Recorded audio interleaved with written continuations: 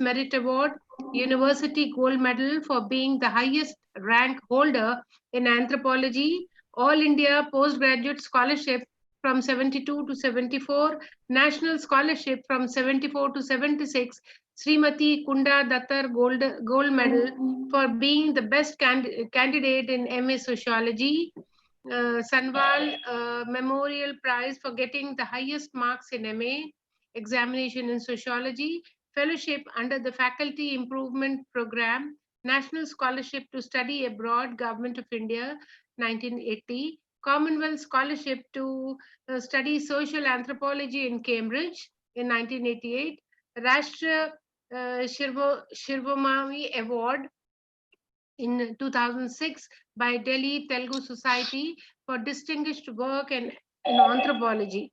Postgraduate Research Award, University Grants Commission. His area of specialization is comparative religion, caste system, family dynamics, medical system, anthropological theory and method. Today, he's going to speak on basic tenets of quality research. Sir is going to speak on this topic, and I'm sure you definitely enjoy his lecture. He's expert in research, sir. Participants, if you have any doubt, you can clear it. So I invite sir to start your lecture, sir. Thank you. Good morning to all of you, and very good morning to Professor Rahman. I'm seeing him on my screen. Namaskar, Rahman Sahab, and I am very happy to be nice here. To see you after a long time, sir. And in fact, the last lecture I delivered at Manu was on 23rd September 2015. So, yes, I remember that it was a valedictory address which I gave. First of all, it was a lecture and then the valedictory address. And I really love your institution, and as many opportunities you give, my services will always be with you. So I'm really grateful to you, Professor Rahman, and also to Dr. Tehseen Bilgrami. I was also remembering when Dr. Bilgrami rang me up, I was also inquiring about the other people, particularly a lady called Lakshmi ji. I still remember that I would return from the class and she would immediately bring a cup of tea for me. So I have all these people in mind, and I always remember the acts of kindness of all these people. So I'm grateful to you, and I wish you all the best, and keep safe. This is a time when we have to do our best, and so I wish you all the best, and looking forward to be lecturing today and also in future remaining associated with your institution. And once again, a very good morning to all of you. Now, my humble request before I begin is that please, the participants should not send me any question or any note of appreciation or anything, because I will be looking at the screen and it is distracting. So this is my humble request to you. I shall be speaking to you about the basic tenets of research, particularly focusing upon the qualitative research and looking at many things. And finally, I'll wrap up with the choice of a problem, how to start your research.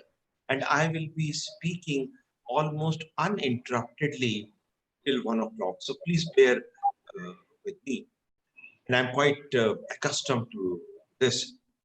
You have 10 minutes break, sir, if you wish. In between, from 11:30 to 11:45. Well, I think I can take all the questions later. Otherwise, the entire stream, the stream of thought, the line of thought would break. My humble request. Okay, sir. These webinars have a great quality. The participants can do whatever they want. They can mute their video also. They can go and do some work. They will tape record. So I'm always available whenever they want. And I'm sure you will be posting these videos on your website and also on the YouTube so that others are benefited. Now, I am assuming that all of you who are very distinguished people in your own institution You're all aware of research methodology. In fact, in the last 20 to 25 years, if you ever take a survey of the books which have been published on research methodology, maybe you will have to push the date, go down to say last 30 years, 35 years, you'll find a large number of books have been published on research methodology. These books have different titles. A book is called Introduction to Qualitative Research. Then there is another one called Social Research. Then you also find a book called Social and Behavioral Research. You also find a book titled Introduction to Quantitative Research. And there is always a need of these books. A number of publishers approach the eminent people in the disciplines of social sciences to write books on research methodology. It was not so earlier. When I was a student of anthropology and later on a student of sociology at the University of Delhi, we had very few books which we consulted. And the most prominent one used to be a book by Good and Hart, which was a book titled Methods in Social Research. And there were a couple of other books, but that was the main text we consulted. And obviously now one would like to know why there is such an upsurge in the books on research methodology. Why so many books have come? And certainly I do not want to ignore the books which have been published in regional languages. And I do not want to ignore a large number of articles which have appeared. Just to give you an example, that tomorrow I am delivering a lecture, this is for Allahabad, on teaching of research methodology, how to teach research method. And this morning I was looking at the material. You won't believe the number of articles which are available on how to teach research method, how to go about doing it.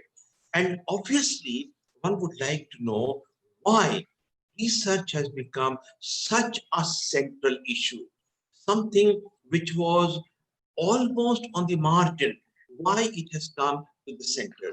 When I say it was almost on the margin, I have in mind several other disciplines. For instance, natural and biological sciences never had a course on research methodology.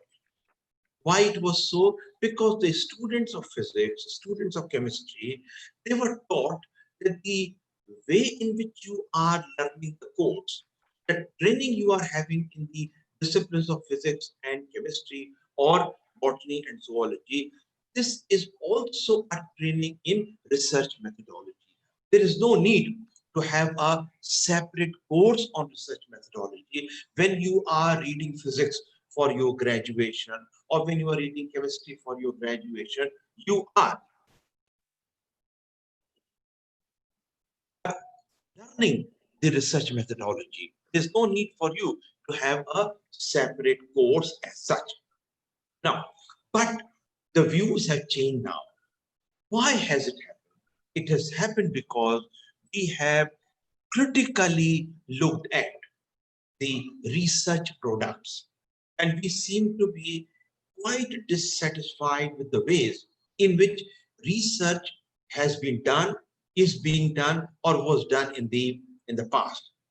And therefore, we have all thought, different social sciences, we have thought that it is important to have a concerted training in research methodology, where the student should be trained in research method and also to think about research and to be as original and as creative as possible. And this kind of a course is needed, with the result that disciplines which earlier did not have courses on research method, they have now all started introducing. When I was a student, which is the 60s and the 70s, I find that research methodology was only confined to the kind of research methodology we have. It was only confined to the disciplines of sociology and anthropology. Because I did masters in both the disciplines, I had a chance to learn research methodology under the guidance of a large number of people. And this research methodology which I learned was not just confined to what is today called qualitative research. It also included a lot of quantification. And we were taught right from the very beginning that in order to be a good researcher, you should know both the aspects of qualitative research and quantitative research. You cannot ignore one at the expense of the other. This kind of a training you receive. Now, I'd like to answer this question that why research has become so central. It has become so central because of our earnest desire to improve upon our research standards so that we come out with good research books, we come out with good finding, because all these findings have an implication for policy research, they have implications for action research, they have implications for applied research, and therefore we must improve upon the way in which we carry out our research. And thus we should become conscious of the fact that we have to carry out the research.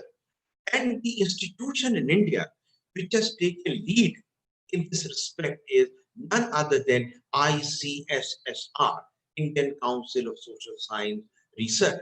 And it has done a commendable job. It initiated teaching programs both for the research student and also for the senior academic, people who already have doctorate to their credit. So started with this research methodology program, and you want to look at the website of ICSSR, you can do so to know what kind of courses they have planned. And I know it because I was a member of the committee which sorted out the research methodology program. And after a series of discussions, which were attended by a number of distinguished academicians from our country, it was decided that each student in social sciences, notwithstanding the subject from which he or she came, each student in social sciences should learn how to deal with words, should learn how to deal with numbers, and should know how to write up his work. Incidentally, the ICSSR used a captivating term for this, which is paper clinic. By paper clinic, they meant writing of research papers, writing of books, because it was the feeling of a number of academicians who attended this meeting. The feeling was that we may have done a good piece of research. We have collected the data very well. We may have analyzed the data very well. But when it comes to writing, we are not able to do very well.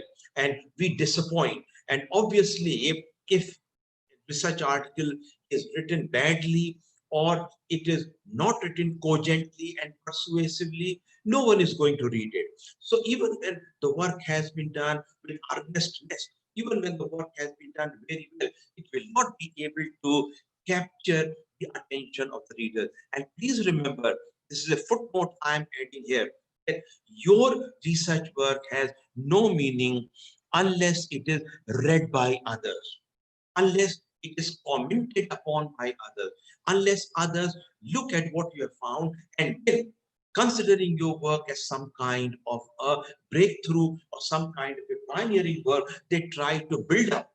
They try to build up more researches on that. Otherwise, there's no point. You publish something and it is not read by anyone, it has no meaning. Therefore, we have to improve upon these research methods. I have been interested in research methodology right from the beginning of my career. I have written a couple of books. I have also contributed a number of articles on research methodology, and I have taught research methodology courses, not only in my own university, but also at TERI, the famous university at TERI, the, the institute which is with resources and scientific aspects. Now, I taught at this for many years, and this has led me to subject the comparison of the books which were done on research methodology before the 1970s and the books which were done on research methodology after the 1970s. And I thought that today's lecture, this will be an important idea which I will be placing before you for your scrutiny before 1970 and after 1970. And I also want to clarify that I'm not just concerned with the books. I am also taking into consideration a large number of articles which have been written during this time. Now, when we compare these two kinds of publication, before the 1970s and after the 1970s, we find that changes have occurred with respect to 5 things. You can detect more changes. How research methodology as a kind of specialization, how research methodology as a kind of concern has changed. You can find more changes in it, but I will only refer to these 5 changes, and these 5 changes are crucial for understanding. I also know the kind of training you will be receiving in this short-term course, and I'm keeping this in mind, that the kind of things which you are going to do. Now, these 5 changes are: number 1, the first change is that to begin with, research methodology was highly scientific. It was because of the tacit belief that the models of natural and biological sciences can be used for understanding social phenomena. So the same models can come, the same models can be used, and you will be able to understand the social life, and you will be able to arrive at the laws of the working of society, applying those methods and those procedures which have already been found successful in natural and biological sciences. Incidentally, if I may ask you that who gave the term social science? Who coined the word social science? Many of you may not be knowing. It was a French scholar who was called Michel Condorcet, who gave the term social science. And this was before the French Revolution. And by social science, he meant that the scientific methods and procedures which have been successful in the discipline of physics, because physics was regarded as the most important discipline, occupying the summit of natural and biological sciences.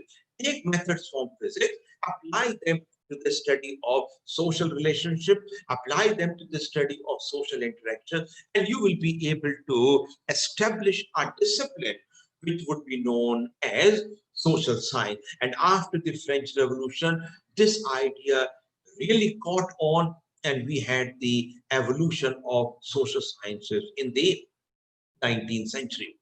So earlier approaches were very scientific, which actually believed that social phenomena can be measured. They can be measured in the same way in which you measure biological and natural phenomena. You can measure it. You can apply quantitative methodology. And obviously, you can be totally objective in your understanding. And let me also point out here, by objectivity, we mean here that your own biases, your own preferences, your own likes and dislikes, your own prejudices, they do not affect the study.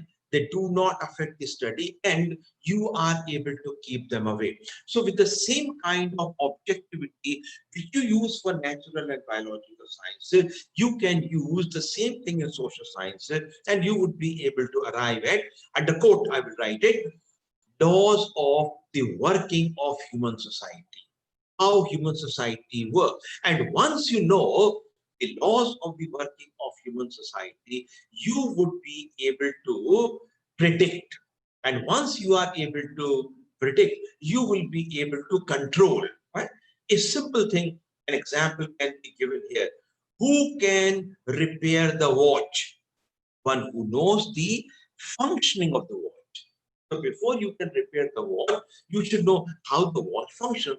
In the same way, who would be able to bring about a change in society? Who would be able to improve upon the condition of society? One who knows how the society works, one who knows how social phenomena take shape. And this can be done using the scientific methodology. Now, from scientific approach, from this quantitative approach, from the approach which dealt with measurement of human behavior, we moved in the 20th century to another view.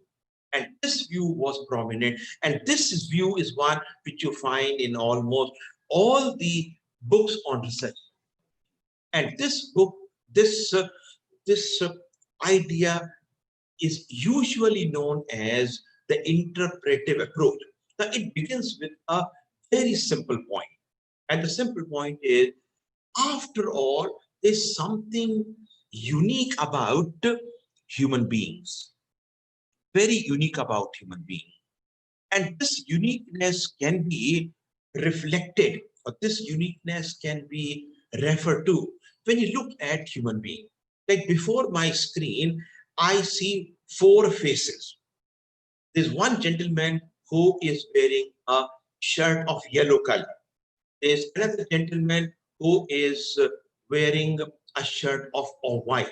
This third gentleman who is wearing a shirt of brownish color. This is what I am able to see. And then there's a fourth gentleman who is wearing something dark color shirt. I see four colors here. Obviously, the question which will come in mind, it will be, why are you having preference for a particular color? Does it have any meaning? Human beings are human beings are inquisitive. They want to find out. They want to find out why the curtain behind you is of maroon color. In one of the pictures I'm seeing, the curtain is of maroon color, and in the other I see door being painted yellow. And obviously, in one I'm seeing the the cupboard is green in color. I'm seeing all this. Obviously, the question will be why people have these kinds of preferences. In fact, social sciences are very interesting because they deal with, I'll underline this word, with the enormous diversity of human beings, enormous diversity in the ways of living.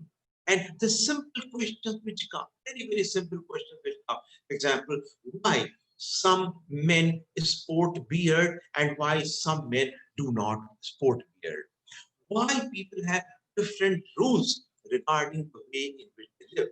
And thus, a simple point which came up in the 20th century, early 20th century came, particularly with the work of the German scholars was human beings are meaning producing beings. They give meanings to their action.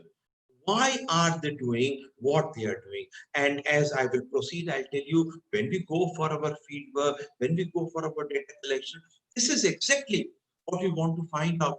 Why people are doing what they are doing. Is there any justification for that? Is there any idea they want to put forth that why they are doing what they are doing? And surely human behavior is very complex, and thus we have to understand. And you also know a point which has been said again and again, particularly in the wake of globalization, that cultures have not been homogenized. Initially, it was thought when globalization started making inroads that globalization would produce some kind of a homogenization. All cultures will start looking the same, in the same way that all airports look alike, whether you are in Tokyo or you are in Montreal or you are in Calcutta. Airports look alike. In the same way, cultures will also start looking alike. But sadly, this did not happen.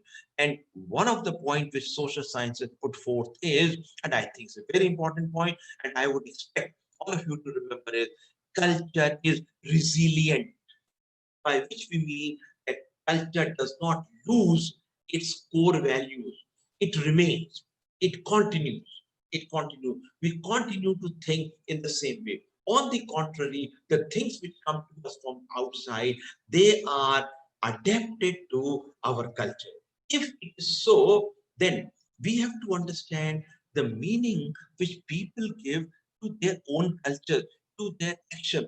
And how will you come to know these meanings which people give to their action? You will come to know by asking them, by living with them, by understanding the things from what is called inside, the meaning they are offering. And this was really an issue. This was really an issue which came up in the early 20th century. And the issue was, look, why people are indulging in certain actions which may be regarded as non-rational. For example, spending a lot of money. For example, destroying their valuable. And there were communities which in fact were doing so. And we came across cases which were simply ununderstandable. For example, the rain-making practices, which were reported from different parts of the world. What people do to bring rain. Why do they do so? And incidentally, a very important book came around that time. It was written by Thorstein Veblen, which was titled The Leisure Class. And in this book, the idea of conspicuous consumption was given. Those who are from sociology here and are from economics, they may have heard the concept of conspicuous consumption, which means we are consuming things conspicuously just because we want to add to our prestige. Why Indian weddings, for example, used to be such fat wedding? But this is the term which was used for this. Why they were fat wedding? Because people wanted to earn name, they wanted to earn prestige, they wanted to earn esteem among the relative, and therefore they did not mind spending a lot of money. Thus, the second approach said that, which is, as I just told you, interpretive approach. You interpret the behavior of people. This approach argued that human beings are meaning producing beings. They live in the forest of meanings. Very nice word, forest of meaning. The meanings all around. And they do certain things because they ascribe to the meaning. No. And this is reflected in all the action. Say, for instance, the community from which I come. Whenever I'm meeting a person who is elderly, irrespective of the fact that I'm also elderly. Suppose I meet my father, my grandfather, or someone elderly. The first thing I will do is I will bow and touch their feet. We have always been doing so. I told you, irrespective of who you are, I may be maybe the director of the Anthropological Survey of India, huh, working in Calcutta. So many offices are under my control. So many people are working under my control. But this is something which I will do. Whenever I will go back to my own village, I will, before the elder, I will not sit on the cot. I will sit on the floor. irrespective of the fact that I may have arthritis in my legs, but I will do so. Why it is so? You may always ask, why it is so? Because these are the meanings to which we subscribe. These are the meanings which play a very important role in our life. Therefore, we have to change our perspective. I will use the word paradigm as I proceed further, that we move from what is called a scientific approach in which we are not concerned with the meaning which people are giving to their action. We are measuring their action. We are trying to convert everything into mathematical and numerical term to what is called the interpretive approach. With interpretive approach came qualitative research. So this is a very important idea. With interpretive approach came qualitative research. So I will just say a few sentences because later on I will be talking more about it. Qualitative research is a term which became, please do not forget that I have to talk about 5 things in the beginning. This is the first thing which I am elaborating. Qualitative research is a term which became prominent in the 1970s. It does not mean that earlier the idea behind qualitative research was not there. You can, for instance, you can see the books which were published earlier. They rarely use the word qualitative research. There were other terms which were used. And I hope you will remember these terms. One of them was, it is a naturalistic inquiry. Naturalistic inquiry. Go and study the things in their natural context. It was also called ethnographic study. Understanding a community by living with them. It was also called in situ study. In situ means where it is, So if I want to know, say for instance, how the worships are carried out in a temple, okay, I must go and see it there. I must be a part of the gathering. See it in the natural habitat. See it in the natural context. There were other terms which were used for this, but this term, qualitative research, became prominent in the 1970s, and this just caught on to the extent that a large number of books and a large number of compendia were published, which were titled Handbook of Qualitative Research, Introduction to Qualitative Research, and the term became very popular. And one of the American scholars who is always remembered for this is a man called Norman Denzin. He popularized the term qualitative research, which meant people's understanding, people's narration, people's ideas, what people have to say. And keep in mind the context in which these things happen. I give you just one example, and I'm sure it is known to you very well. Earlier, we never bothered about coughing in public. We never bothered about sneezing in public. We never bothered. Okay, it was considered a normal thing. It was considered a normal thing to clear your throat, to have cough, to have sneezing. But in today's context, you know it very well how this kind of sneezing behavior, how coughing behavior is going to be interpreted. I have read about the cases where individuals who coughed in public or those who sneezed in public were beaten up or they were reprimanded for doing so. And obviously now the meaning, I again use the word meaning, the meaning which is associated to these physiological activities is different at this point in time. Therefore, the meanings are to be seen in the context in which they exist. I was telling the student the other day that social distancing has been used. Those who are from sociology here, is 82 people who are attending this right now, some of them may be from sociology, they know that Emery Bogardus prepared a scale to measure social distance. And, and this scale was used, and almost every research methodology used the material on this scale. But today, social distancing, which is understood as a physical distancing, has acquired a different meaning altogether.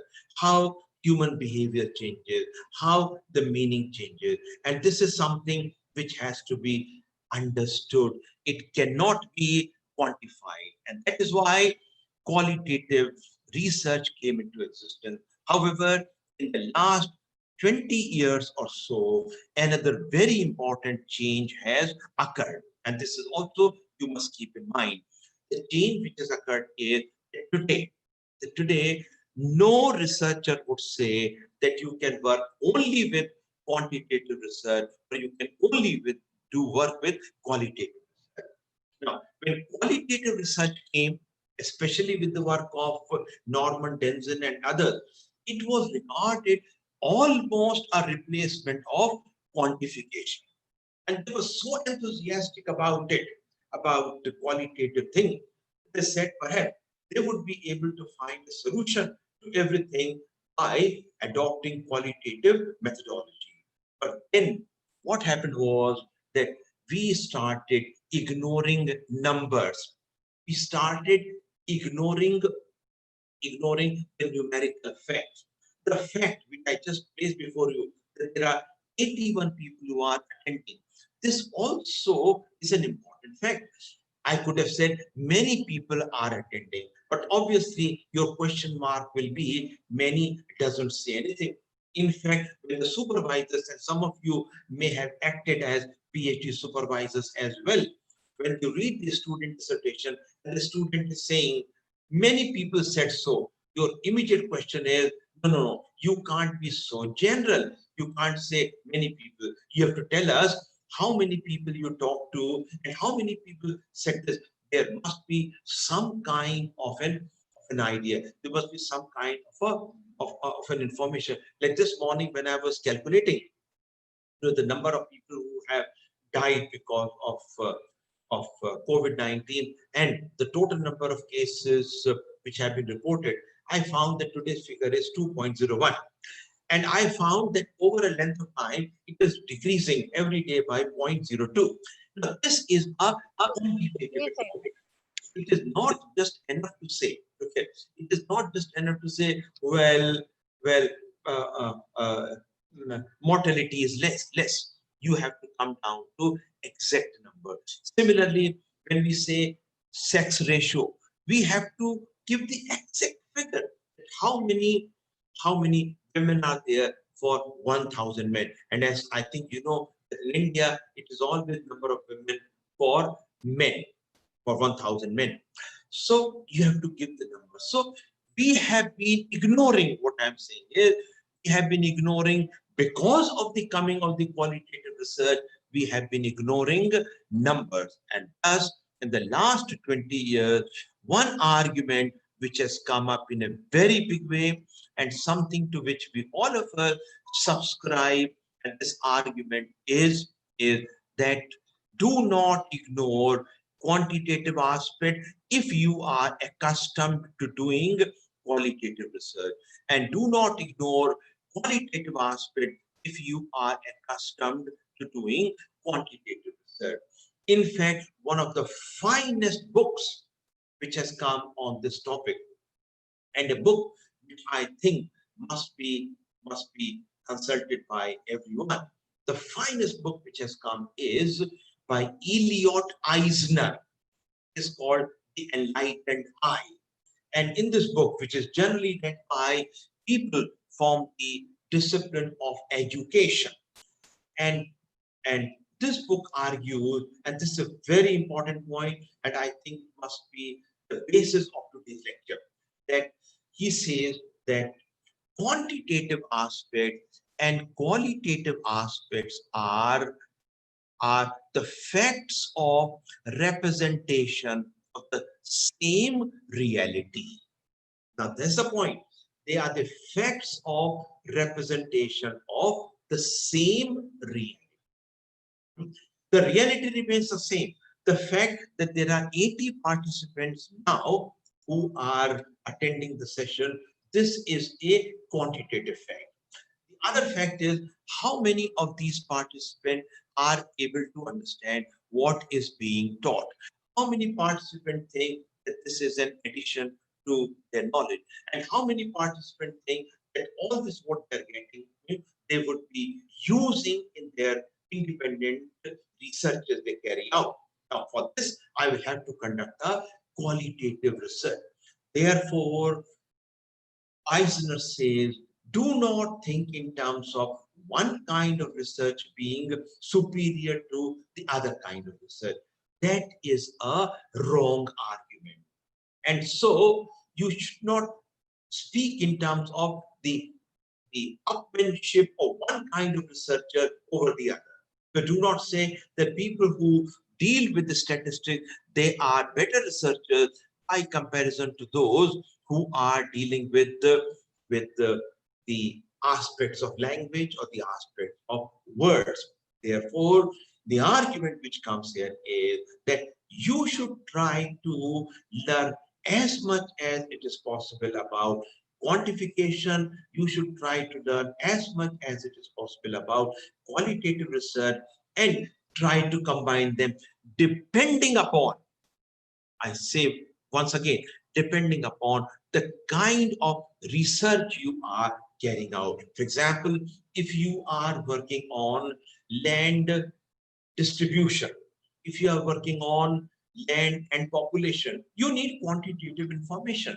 But if you are working on ignorance, why people are ignorant, or if you're working on the social science of ignorance, then you need different kind of information. Therefore, research methodology is just teaching you what you should know, and depending upon the kind of research you carry out, depending upon the kind of work you carry out, you make use of this. It does not mean that all the techniques and methods you will learn, what are called tools of research, it doesn't mean that you will make use of them. You will use them depending upon the kind of research you are carrying out. That is why it will be a profitable exercise that you discuss your research topics with your supervisor, you discuss your research topic with the advisory committee, and they can tell you which kinds of data you need and how you should go about, because research is all concerned with what is called funneling down, which means making it very specific. You funnel down to a particular point. You can't answer all the questions in a singular research. Research should be focused, it should be planned, it should be well done. So, to sum up the first point, I would say it was a transition from purely scientific approach to purely humanistic approach, which was qualitative research. And then these two approaches are put to some kind of a comparison. And when we put these approaches to comparison, we find that there was a tendency to exclude. So quantitative researchers said, no, we are not concerned with qualitative things. And qualitative researchers said, we won't bother about number. And then comes the approach which tries to give a saner picture, tries to give a better picture. And I would always argue that you may be from whichever discipline you want to be. You may be historian, you may be linguist, you may be psychologist, you may be from humanities, you may be from art, whichever discipline you are from, you should know these two facts of representation of reality. The first fact of representation of reality is the number.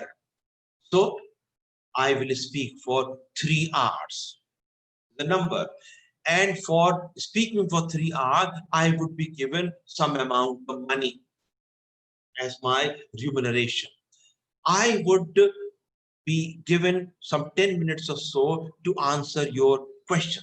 These are all quantitative things without which we can't work. And then there are other things are how it is to be taught, the ideas which are coming. And I'm sure some of you may be taking down the notes. And how are you taking down the note? You are taking down the notes, which in fact are the words which I am using, the idea you are understanding. So both these facts of representation of the reality, they go together. Therefore, a good researcher is one who knows how to treat the words which are generated in qualitative research and how to deal with numbers which are generated in quantitative research. Now, this is something which all researchers should know. Why it is so? Why it is so? Just one more question I will answer here. Why should be like this? Why the students of history should be taught elementary statistics? And why the students of economics be taught the qualitative research methods? Why the psychologists should be taught both of them? Why it should be there? Why it should be there? Because, number one, numbers have to be interpreted. Numbers mean nothing. If I tell you that sex ratio in India is 944 women to 1000 men, and if I tell you that among the Santals of Bengal, the sex ratio is 990 women to 1000 men, it means nothing. It means nothing unless you tell us why it is so, unless you refer to the hypothesis which was given by Amartya Sen about missing daughters, unless you bring all these things, unless you refer to the patriarchal aspects of the Indian family, unless you go into these aspects that how women are neglected, how girls are neglected, and how the exploitation of the girl child goes on. Unless you bring these aspects, you will not be able to understand. Similarly, if I tell you that the number of the tribal landless workers has increased over time, the answer will not come unless I tell you it is because of land alienation. It is because they have lost their land. And because they have lost their land, now they have no option with them except that they start working as landless laborer. So numbers, point number one, numbers have to be interpreted. From where does the interpretation come? From where does it come? It comes from cultural practices. I give you another example. The sparrows, the sparrow, incidentally, sparrow is the state bird of Delhi. I come from Delhi, so I know about it. So sparrow has almost disappeared from the city of Delhi. You ask people and they will tell you now they don't see sparrows. They don't see squirrels either. And I've been observing this because I'm very interested in birds. I read zoology in my graduation. And obviously the question will be why the sparrows are not seen these days? And why in Delhi you see an abundance of two birds, crow and pigeon. Crow and pigeon. Other birds are not there. Why it is so? Obviously, you need an answer. You go to the city of Shillong and you will find a large number of sparrows there. In fact, when I went to Shillong and I saw, I was really elated to see them there. Then I come to know that sparrows have moved to safer location. It's a very shy bird. Sparrow is a shy bird. It has gone to these locations. Why it has gone to these locations? And one of the explanations which came was it is because of the huge mobile tower. It is because of the kind of radiation which are produced that the sparrows find it totally devastating. So they have moved away. Answer would be found in terms of the cultural practices, the kind of cultural practices which we carry out, and therefore numbers have to be interpreted, and this interpretation is always qualitative. Now come to the second proposition. What is the major criticism of qualitative research? The major criticism of qualitative research is it is impressionistic. It is just based on your impression. You just observe few things and you arrive at some kind of a generalization. And therefore, qualitative researchers are castigated for just being subjective, for being impressionistic, and just relying upon few facts rather than studying the thing in a detailed manner. How will we be able to counter this? The way in which we can counter this is that even the behavioral aspects have to be measured. So when I'm looking at the screen around me, I find a person going away for the time being and then coming back. So if I have to count how many times you take leave from the webinar and come back, I will have what is called quantitative. So you observe the behavior of the people, count the behavior of the people over a length of time. One of the very well-known anthropologists, Bronislaw Malinowski, he is regarded as the founder of the fieldwork tradition. Malinowski wrote that first thing we need is a statistical, he used the word statistical documentation of actual behavior. Underline the word actual behavior. How many times does it happen? So if you are going to generalize, you should have a number of cases where you have observed the behavior, and if it was countable, you counted it.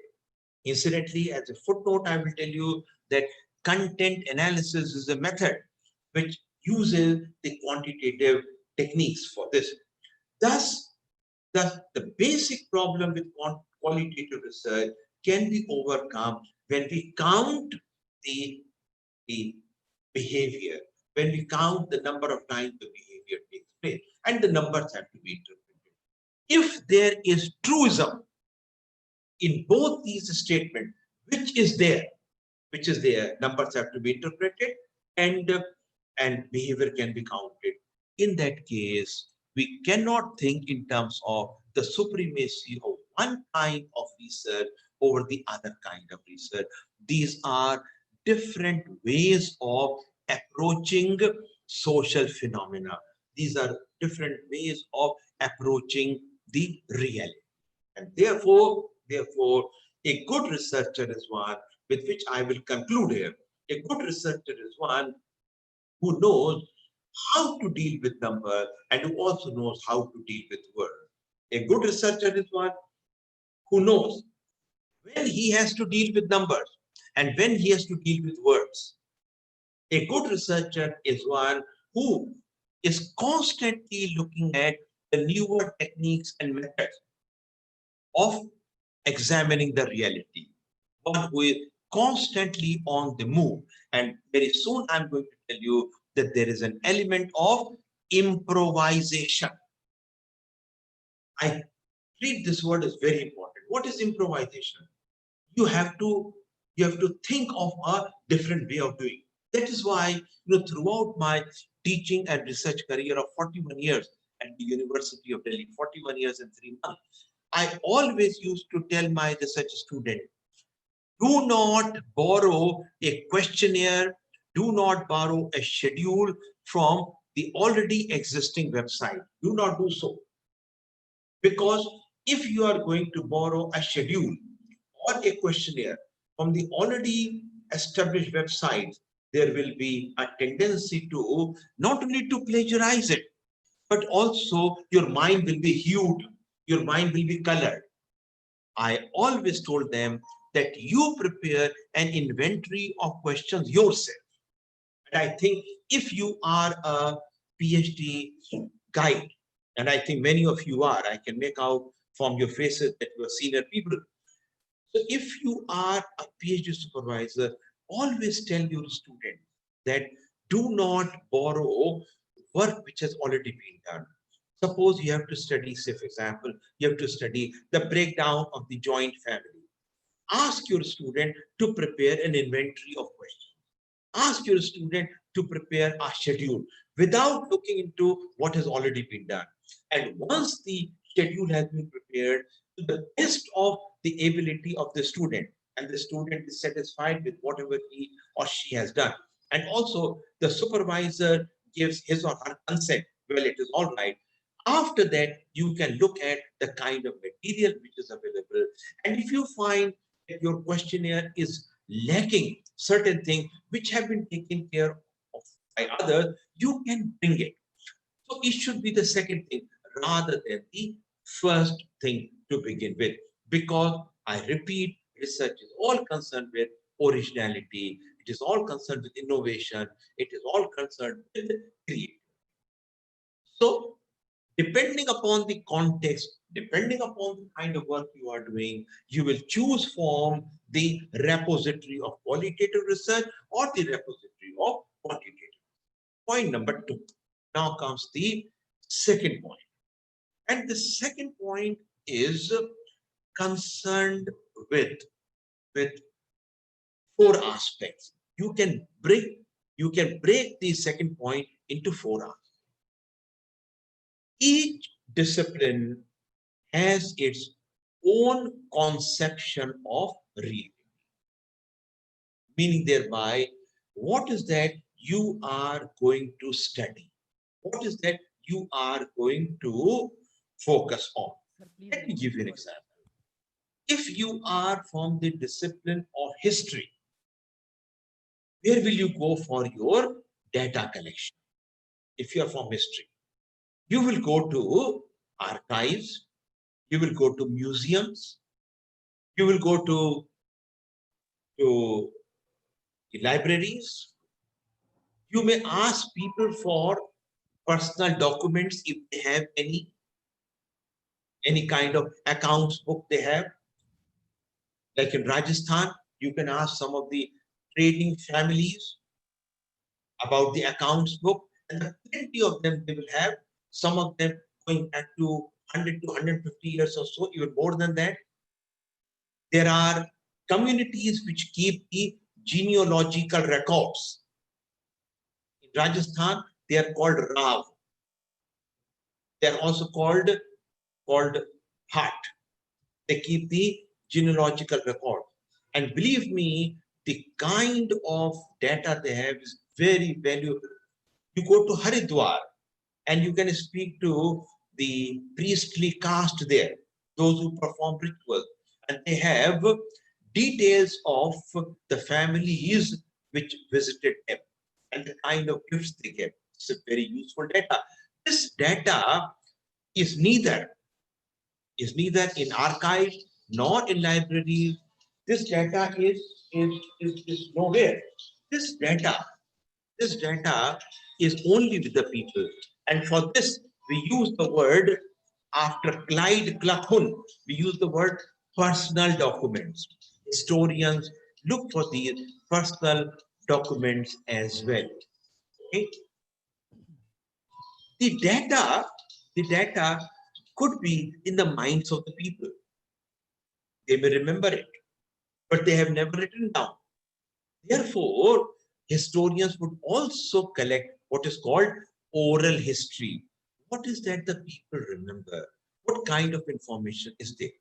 So, for a historian, the nature of reality which has to be studied is confined to these 4 or 5 sources. If you happen to be from economics, where will you go for your study? You will go to the sample surveys. You will look at the records of agriculture. You will look at the census. You will look at the macro surveys which have been carried out. If you happen to be from literature, suppose you are working on how tribes have been conceptualized, let us say in a Hindu epic. Okay, you want to do this. What will you do? You will go to the library. You will look at the materials which are there. You will look at the text. But suppose you happen to be from sociology, you will go and conduct a survey. If you happen to be from anthropology, like as I am, you will go and conduct field work. If you happen to be from psychology, you will try to establish an experiment. You will try to establish an experiment and study. Therefore, each discipline has its own conception of reality. Where is the reality? For a particular discipline, the reality may be right out there and you can study it. For some disciplines, the reality is in the mind of individual. Just look at how psychiatrists work. The psychiatrists look at how the individuals are behaving, what are kinds of behavioral disturbances the individuals have. So therefore, what they would do is they will speak to the people who are reporting of some mental problem and look at the kind of mental output which come, how people are describing it. Our submission is each discipline has its own philosophy of being. Each discipline has its own conception of. This is point number one within the second point. Number two, second point. The relationship between the observer and the observed. Who is the observer? One who is conducting this. What is being observed on which the study is being carried out? The psychiatrist is conducting the study of the person who is reporting of behavioral disturbance or one who is reporting of some kind of a mental agony. The economist would look at the macro surveys and will try to arrive at some kind of an understanding from there. So the relationship between one who is conducting this study and one on which the study is being. Now, the point to be taken note of is that all of us who are the observers, all of us who are the observers, we are all a product of one or the other culture. We are all a product of one or the other society. We carry with us a number of what are called social baggages. I will urge upon you that if you want to be really proficient in research methodology, do not ignore the terminology which is used here, the words which are used. So when I use the word social baggage, it's an established term which actually means the kind of identities you are carrying. For example, my identity is of a male. My identity is of an elderly male. My identity is of a North Indian. My identity is of a married man. My identity is of a Hindi speaker. So I have all these identities which are going with me. And these identities, they affect every interaction. I carried out for my doctoral work study of a community of camel breeders in the western part of Rajasthan. And now today, I sometimes wonder, had I been a woman and had I gone to study the same community, what would have been my study? How people might have looked at me? What kind of reception the people would have given to me? Because it is often said by people who write on fieldwork. They say that female field workers are far more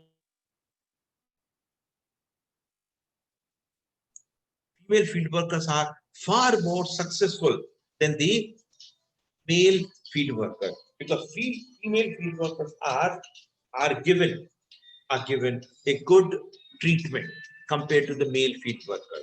So I just reversed my position. Had I been a woman, what would have been the kind of work? Just come to another fact. I conducted my field work with this community when I was in my 20s. Now, when I'm in my 60s, I go back to the same people. What would be my study? How will I be perceived? Because these are identities which I'm carrying. The third example I will give, I am Indian.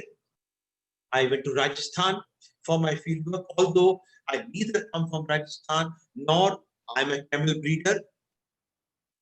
So for me, it was a different kind of a community. It was a different kind of people.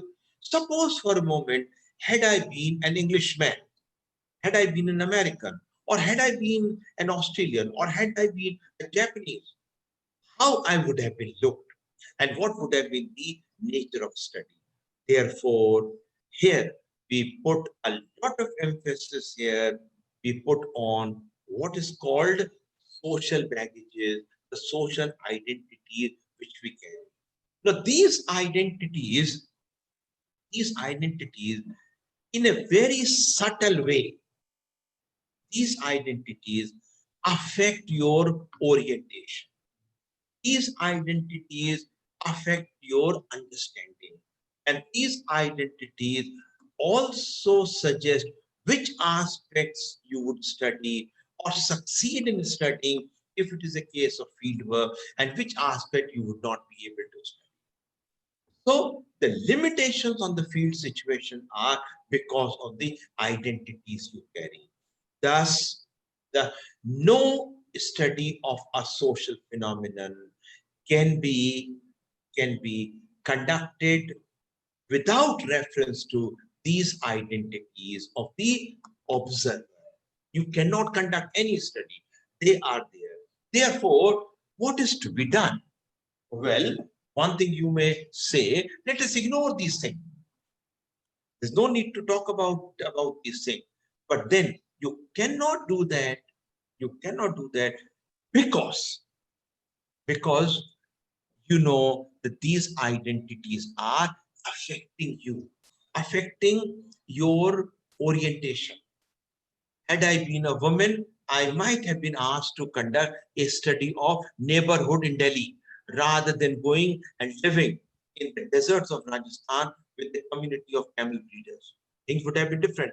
My family would have told me that no, you are a girl, you can't go for field work in that area. And I know cases where a female student who wanted to carry out a piece of field work in a community in the Northeast, her parents, a true story I'm telling you, her parent did not allow her to go and conduct the study all alone.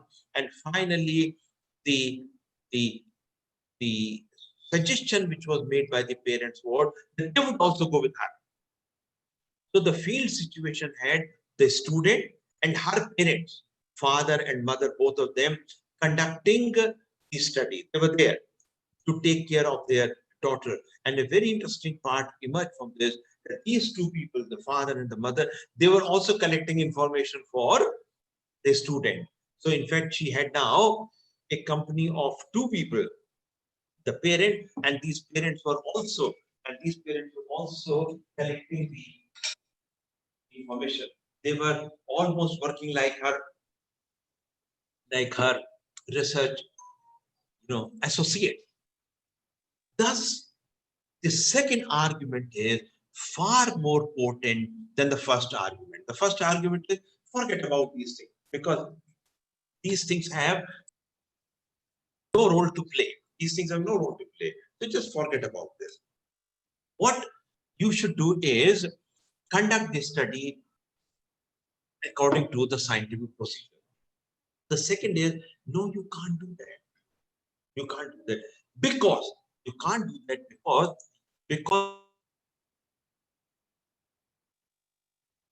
can't do that because you are studying human situation, and human situation cannot be studied in isolation from who is conducting the study.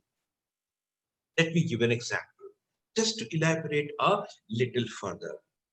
The second example is, how do you conduct a study of a troop of monkeys? How do you conduct a study of a troop of chimpanzees? After all, Jean Goodall is a very famous primatologist, and her programs come on National Geographic, several other channels, and Goodall has been carrying out, this may be added to your knowledge, she has been carrying out a study of a troop. Troop means a group. A troop of chimpanzees in Tanzania, Bombay Stream National Park, from 1968. Incidentally, it is the longest fieldwork which is going on. It has not ceased till today. So what is happening in this situation? In this situation, what is happening is a group of human researchers are following the chimpanzees. They are observing the behavior of the chimpanzee. They are looking at the mating relation. They are looking at the way in which the baby chimpanzees are fed. They are studying the total behavior of the chimpanzees living with it. Now you will ask me, which technique are they using for collecting information on the chimpanzee? The only technique they are using is of observation. They're just observing. That's the only, and there is no substitute to observation. They are not interviewing the chimpanzees. You can't interview them. You can't ask the chimpanzees about the meaning they give to their action. But when you are conducting a study of human beings, obviously this will be the question you will ask, that why are you doing what you are doing? Therefore, there are differences between when you study the non-human beings, when you study the inanimate phenomena, and when you study animate phenomena, and when you study human beings. In the study of human beings, you cannot discount, however hard you may try, you cannot discount the sentiments. You cannot discount the emotional factor. You cannot discount the subjective factor. And you have seen how people become involved in the whole research. And this involvement is mainly because in social sciences, human beings study other human beings. They are not studying other things. They're studying human beings. And human beings are the complexes of emotions, sentiments, likes, dislikes, preferences, some kind of meaning, they ascribe. Thus, we have to take this aspect into account. Therefore, I'm coming to the end. Therefore, when we study other human beings, we have to be reflective. We have to reflect upon this, that why this kind of a study resulted. I just told you that had I been a woman, what would have been the tenor of this study? Had I been an old man, what would have been the tenor of study? Had I come from some other country, what would have been the tenor of study? What would have been the kind of study? Therefore, in today's research, it is very important that we become reflexive. We reflect upon this, why this kind of a knowledge was created, why the other kind of knowledge was not created. Therefore, we say we all try to approximate the truth, keeping in mind our own submission, keeping in mind our own endowments, keeping in mind our baggage. Now comes in the third thing. And this third thing is within the second point. Do not lose the track of this, the third. The third thing is that human researches, very important, human researches, or researches on non-human beings, they cannot be isolated from value system. Values are concerned with what is good and what is not good, what is proper, what is not proper, what is to be done, what is not to be done, what is moral, what is not moral. Values are concerned with this. And these values are central to, every research. And we cannot keep them away. Let us take an example to illustrate this. You know, I think when we talk about the researches which were done in the past, when we talk about these researches, you come across many instances where values were flouted. For instance, in Australia, the children of the Australian Aborigines, these children were separated from their families. And these children were brought up in the white families, the children of the Australian Aborigines, because it was thought that we would be able to improve upon the condition of the Australian Aborigines by separating their children from their families and socializing them in white families. And you may be knowing that for this, the authorities in Australia tendered an apology to the people who had to undergo this kind of a thing. It is often called, underquote, it's often called a stolen generation. And it was done, all this was done in the name of science. How can you forget the Tennessee case, where people belonging to a particular racial category, they were suffering from sexually transmitted diseases.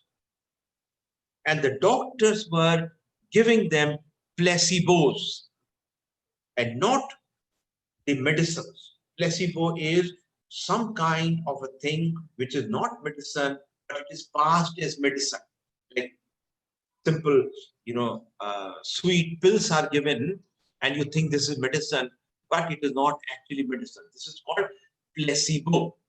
So the people suffering from sexually transmitted diseases, I just told you of a particular racial category, they were given placebos, they were not given medicine, because the doctors wanted to see how bad the symptoms would become. They were conducting some kind of a study on human beings, human sick. And for this again, the State Department of America has tendered an apology. And my last example will come here is about IQ, intelligent quotient. And you know, a number of studies were done by psychologists, and they tried to tell us that the IQ of certain races is inferior in comparison to certain other races. And this was all done in the name of science. Today, no one would indulge in this kind of thing. Today, I think all researchers would subscribe to, all researchers would subscribe to the idea that, that no human being should be harmed in any research. If the human beings are harmed in research, then that research must be cancelled. Today, it has been extended beyond it. And it's not just human beings who should be taken into consideration, but non-human beings as well.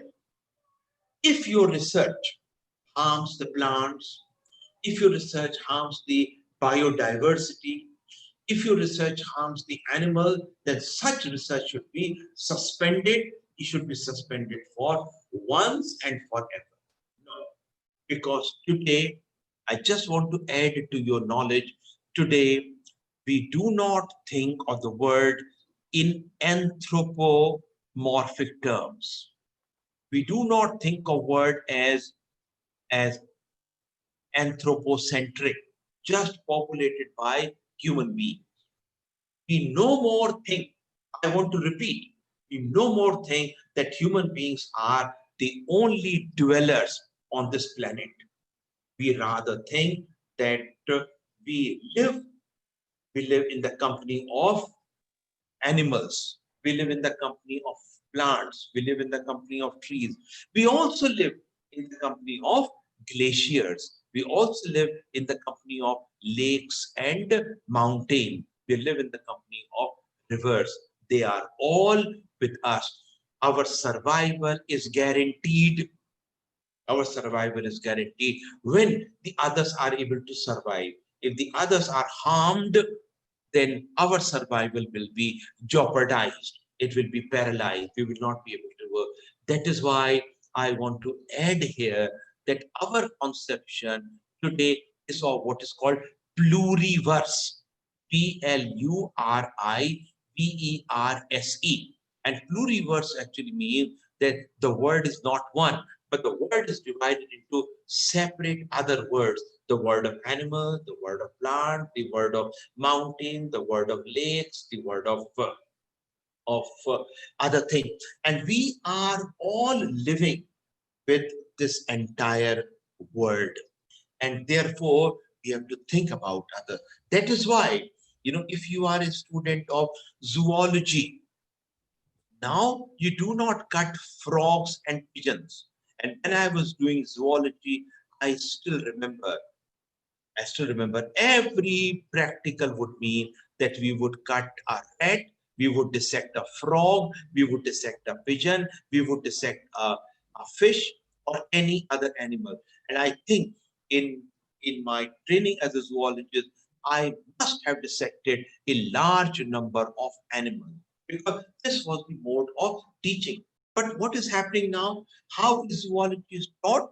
Zoology is being taught in a virtual mode, and only some insects or some animals which are duly certified by the zoology department and the government, they are allowed to be studied in situ, cut them and allowed to dissect. Why this kind of a change has come? Why? Increasingly, the botanists are telling that do not pluck the leaves. This is a common thing which you see in India. If people are sitting on the grass, they keep on plucking the grass. Okay? And sometimes I think it is because of the pent-up aggression. The aggression comes on the grass. Don't do this. Why they say so? Why do they say so? Because the contemporary point is all entities in the universe must be respected. We have never heard of the Mother Earth so much as we are hearing now.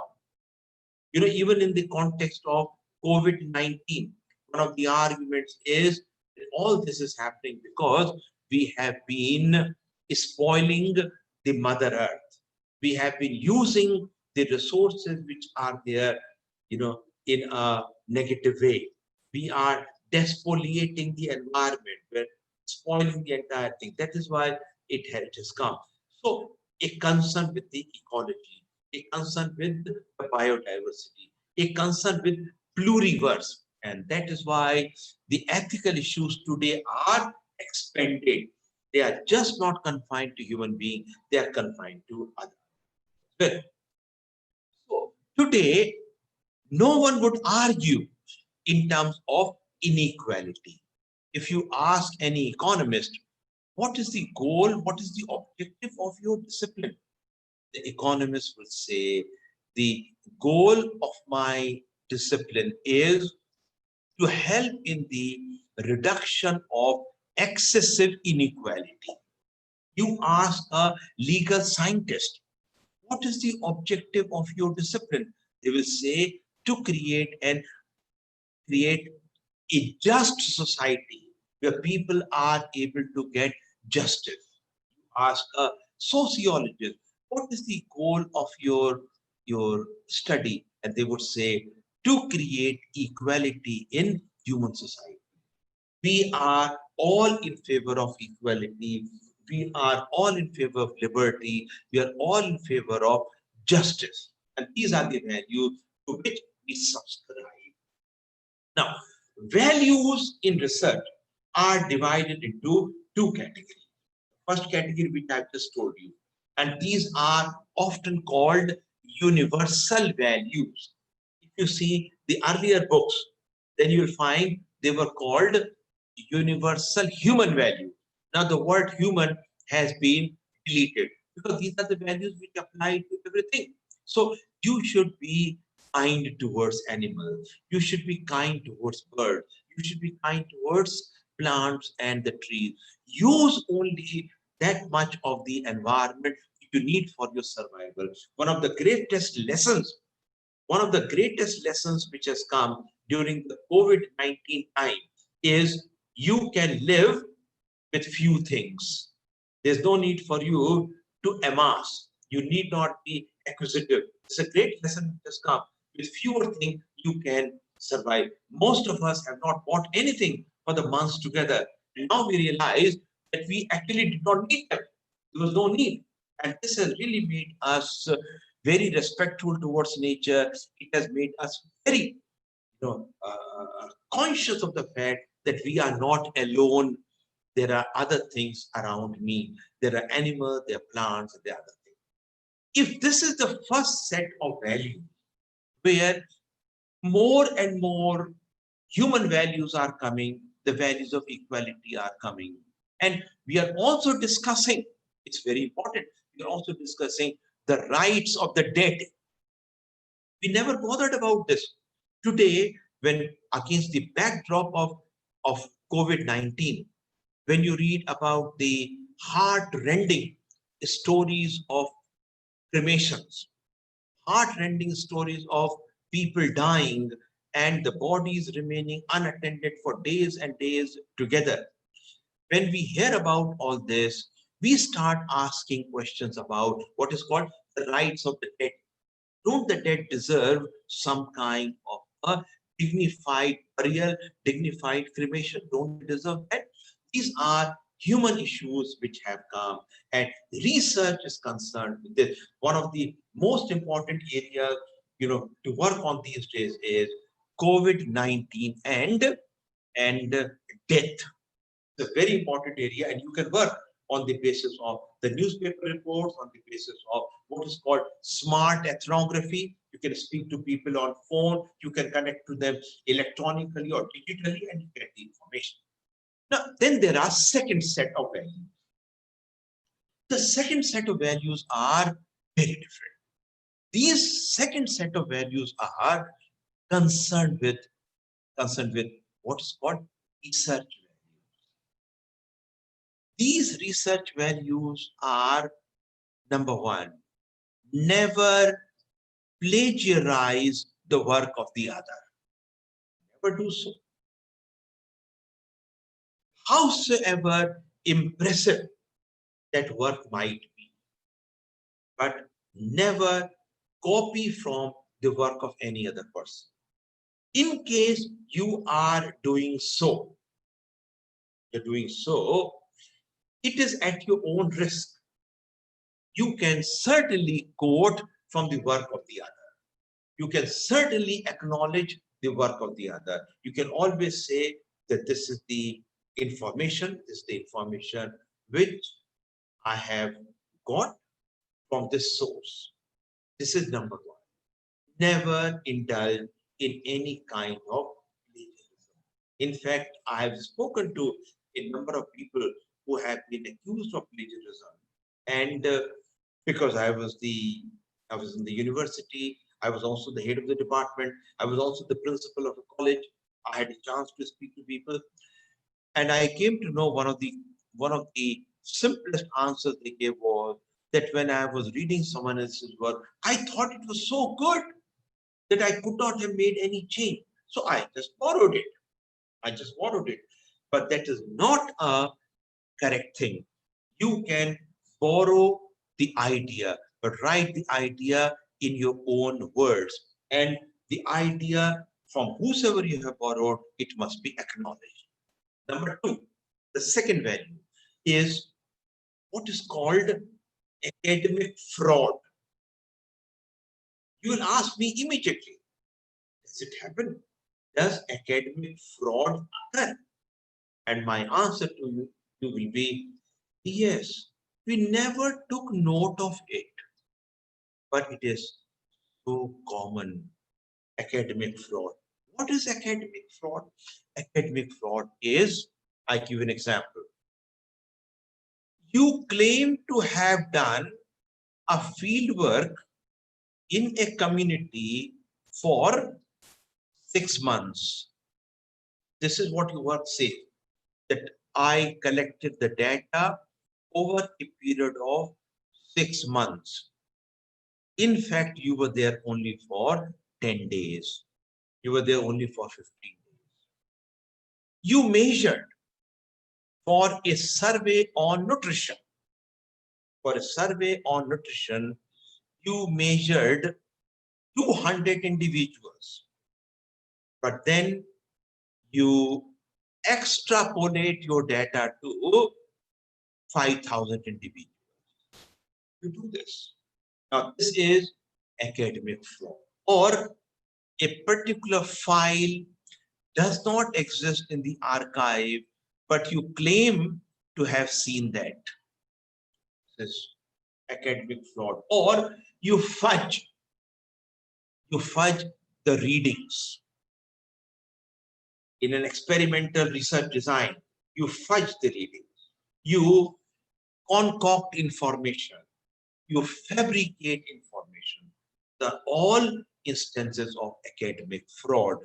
And in case you are reading the newspaper called The Hindu, often you come across such instances of academic misconduct, academic fraud. Your next question will be, well, how did it actually happen? How did we come to know about it, that academic frauds are occurring? And actually, it was the 1970s. I just told you that 1970s is a very important landmark year. Why it was so? Because it was in the early 1970s, the entire scientific community, the entire community of the researchers, it was taken aback. It was shell-shocked when this came to know that a very famous psychologist, whose name was Cyril Burt, and he was working on the cognitive aspects of identical twins, whether these identical twins think alike. And after his demise in the early 1970s, it came to the knowledge of the scientific world. The scientific world learned that not only the data were concocted. Now just listen to this. Not only the data were fabricated, but co-researchers did not exist. Because scientific publications are usually having a number of researchers, 3, 4, 5. So the names of the co-researchers were also false. The data were concocted, data were fabricated. And it was such a rude shock to scientific community that we didn't know what to do it. Of course, in the past, some instances of this have come, like Piltdown hoax, which came. But when it happened in the 1970s, what we said was, look, we will have to bring in the aspect of ethics. Believe me, before the 1970s, the chapter on ethics was usually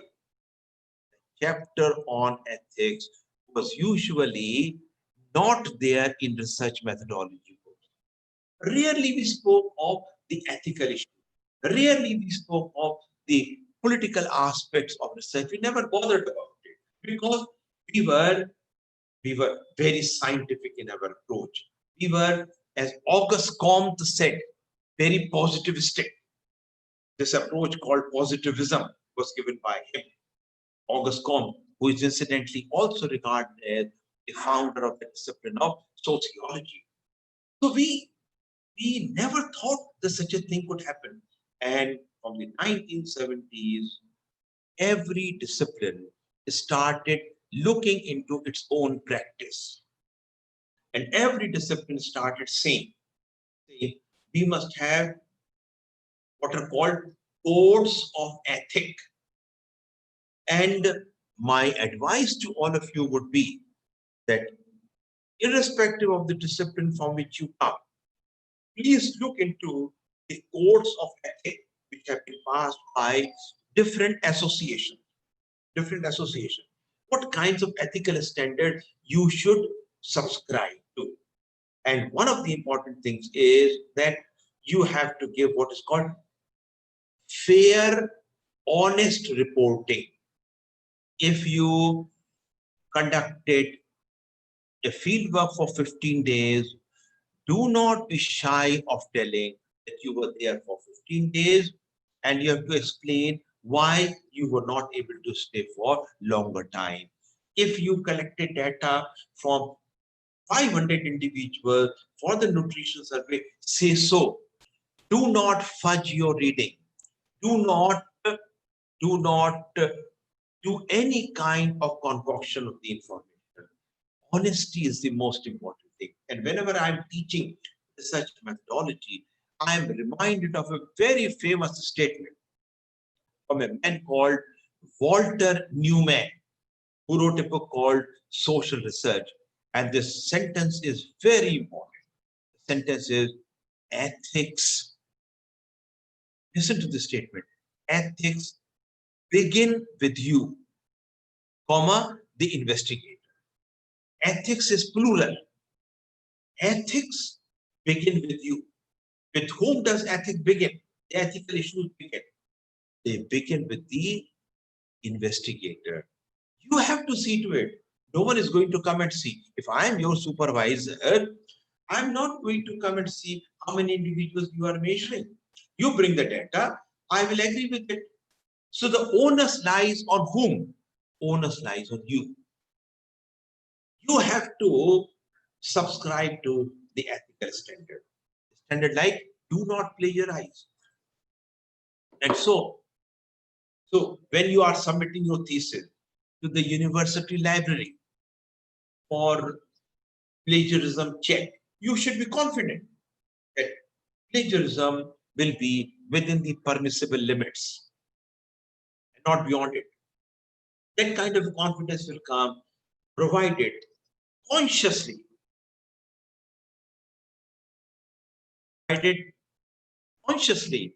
you have adhered to the standards of honesty. This is the third part of research. And all these are coming, as I just told you, in the second. I will only talk about 5 things on the second. Now comes the fourth and the last part of it. Incidentally, the first in technical term is called ontology, the nature of reality. The second, which is concerned with the relationship between the observer and the observed, it is called epistemology, the theory of knowledge. And the third one, which is concerned with the value system, values to which you subscribe. Now, this is a very important aspect. Values, for example, the universal values. I should not discriminate between one person and the other person. During this COVID-19 time, this is the message which is coming up again and again, that do not discriminate, do not stigmatize people, because this is universal human value. Okay. Number two, the universal research values.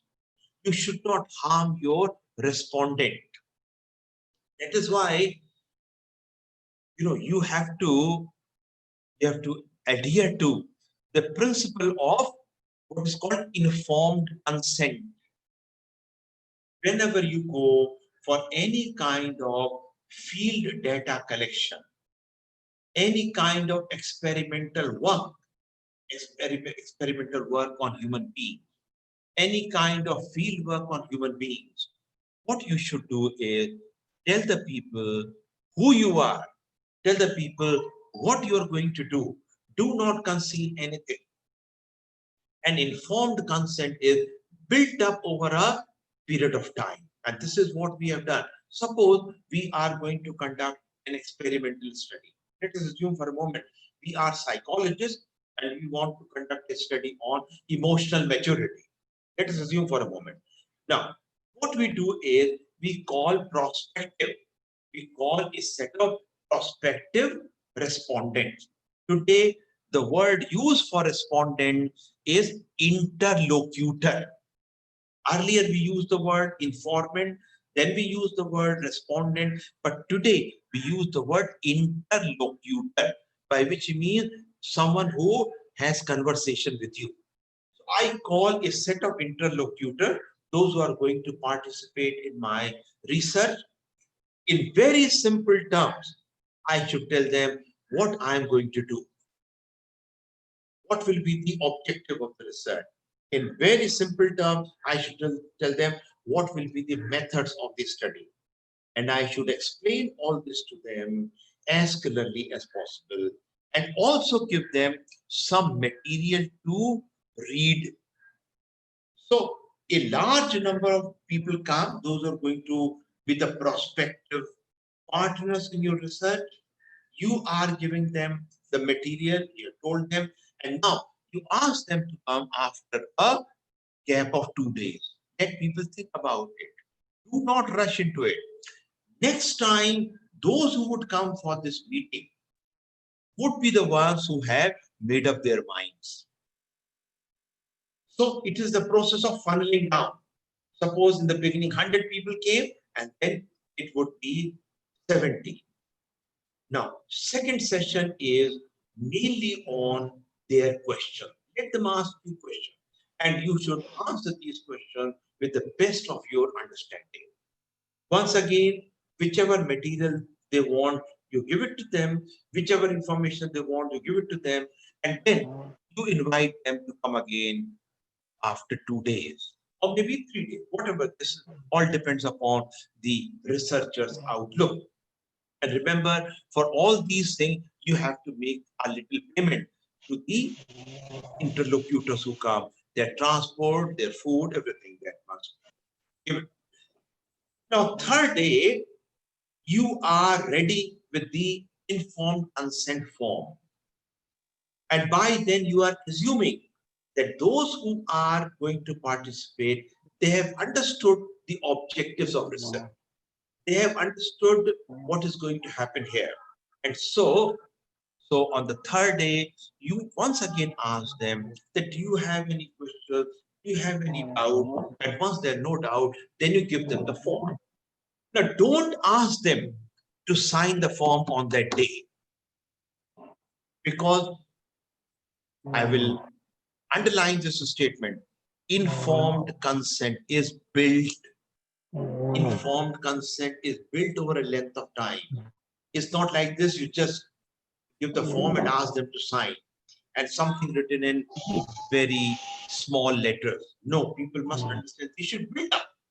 They should build up their understanding of the project. They should be involved in it.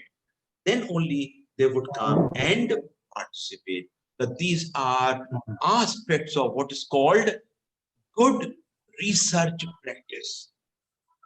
So now good research practice now has three components. First component is no plagiarism. Second good practice is no academic fraud. And the third good practice is informed consent. The people who are participating, they should know about it. If children are participating, the informed consent has to be got, not only from the children, but also from their parents. Research should have complete transparency. This is what Walter Newman means when he says that ethics begin with you, with the investigator. Now, the third aspect is called axiology. A-X-I-O-L-O-G-Y. Axiology. And by axiology, we mean things which are concerned with value. And now comes the last aspect within the second point. And the last aspect which comes in the second point is how are you going to collect? This is what is called methodology. Which methods are you going to adopt for this? This would lead me to the third point. The first, the first is from quantitative to qualitative to a combination of both quantitative and qualitative, which is called mixed research methods. Number two, the second is the relationship between the observer and the observed, the nature of reality, the value aspects, and what methods are going to use. We now come to the third one, which asks a very important question. How are you going to collect the information? Well, please do not think that you are the only ones who are conducting research. Don't think so. Just don't think so that you are the privileged one conducting research. No. All human beings want to find answers to the question. They all want to find answers to the question. The question can be anything. Thus, each human being is involved in one way or the other. Each human being is involved in the collection of information. We are all doing it. We are all trying to answer the question. The question can be why is there flooding? Why it doesn't rain on time? Or why coronavirus came and why all this happened? We never imagined that the things would be so bad. Why did it happen? We have so many questions with us. The difference is that when we are a common person, when we are not a researcher in the scientific term, we immediately give the answer. From the body of answers which are already there. The answers are already there. Okay? Now, from that body of the answer, you come out with the answer immediately. Right? For example, why do we have this pandemic? The answer will be, well, it is God's wish. Immediately you provide the answer. Well, we are all sinners. That is why it is happening. You've immediately provided the answer. Okay? From the ready-made answers which are there, this approach is often called deductive approach. The answers are already there. You pick up the answer and you apply it. You can say, why I am lecturing today. I'm lecturing today. Well, you'll say, well, it was destined to happen. And so I'm lecturing here. Well, I could have lectured tomorrow. I could have lectured yesterday when the program began. So what happens at the common level is that there are ready-made answers which are there. You pick up one answer and you give it. But what happens in the case of professional researchers? The first thing which happens in the case of professional researcher is a kind of attitude towards knowledge. And this attitude towards knowledge is you do not know the phenomenon unless you study it. I don't know the answer. Suppose you ask me, why is corona spreading? I would say, let me go and find its answer. And I will start the study and come to the answer. Suppose you say that the cause of crime lies in society, the social conditions which cause criminality. Now, I would say, let me go and find an answer to this question. And how will I find an answer to this question? Well, I will look at the books which are available in the library. As you know, research begins with, first of all, what is called survey of the information. The survey of the, the writings, research, finding, which are already available. We start with this, with this. So I would say, well, I will find an answer to the question you asked me about the relationship between criminality and society. I would be able to find the answer by conducting a study. In other words, I will begin with what is called an open mind. And by open mind, I mean I do not know the answer to the question unless I investigate, unless I seek an answer to that question. I do not know it. In philosophical term, sometimes we use the term tabula rasa. By tabula rasa, we mean a blank sheet of paper, and a blank slate on which nothing is written. So what I'm telling myself is that I don't know the answer. Let me go and find out. But a common man will immediately give the answer. That's the difference. Because the common man is looking at the repository of the answers which are already there, looking at the collection of the answers which are there, and pick up one answer and give it to you. You, on the other hand, will go and find out. You will conduct a study, and then you will come to know, well, corona is spreading because it is highly infectious, because it was zoonotic, it was from animal to human being, now it is human-human transmission, and so more and more human beings come together, they congregate at a place, it is bound to spread, and therefore one of the major, panacea, one of the major remedies is what is called social and physical distancing. That's how you would argue, and you would say the cycle of infection, scientific manner. You would proceed in a manner in which all the variables are known to you. Again and again, you look at Corona Katha, which is available on the internet. You'll find they put a lot of emphasis on social distancing. They put a lot of emphasis on cleanliness, washing your hands. They also put a lot of emphasis on face masking. So I'm right now not wearing the mask because I'm all alone in the room. But otherwise, I always keep the mask because I have to protect myself and I have to protect all the others also. So these are the things which I have arrived at after study. And you know it, that a lot of information is available. These days, if you look at the internet, you have large number of narratives pertaining to the spread of this disease and how this can be controlled. And so It's a scientific inquiry. How have they come to this understanding? They have come to this understanding by starting with an open mind. You know, the first case came the, from China in the end of December. China, of course, retrospectively said it was the first week of December it came, and we have studied, we have arrived at it. This is what is called an open mind. We do not have, I repeat, we do not have an answer to this thing.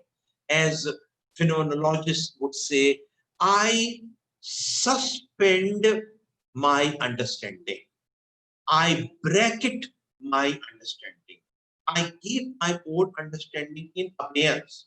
And then I am, with an open mind, I am studying it. This would mean that I need some information. Otherwise, I cannot. I can't be intuitive in this respect. Sometimes when I'm teaching the undergraduate student, I tell them the distinction between two kinds of writing. One which is called contemplative writing and the other which is called research writing. And my distinction is very simple. Contemplative writing is when you write something just on the basis of your prior understanding. Right now, if I give you a test and I say, please write an essay on how marriages are solemnized in your respective communities, I'm sure all of you would be able to write something or the other, maybe one paragraph, maybe one page, maybe 2 pages. How will you be able to write?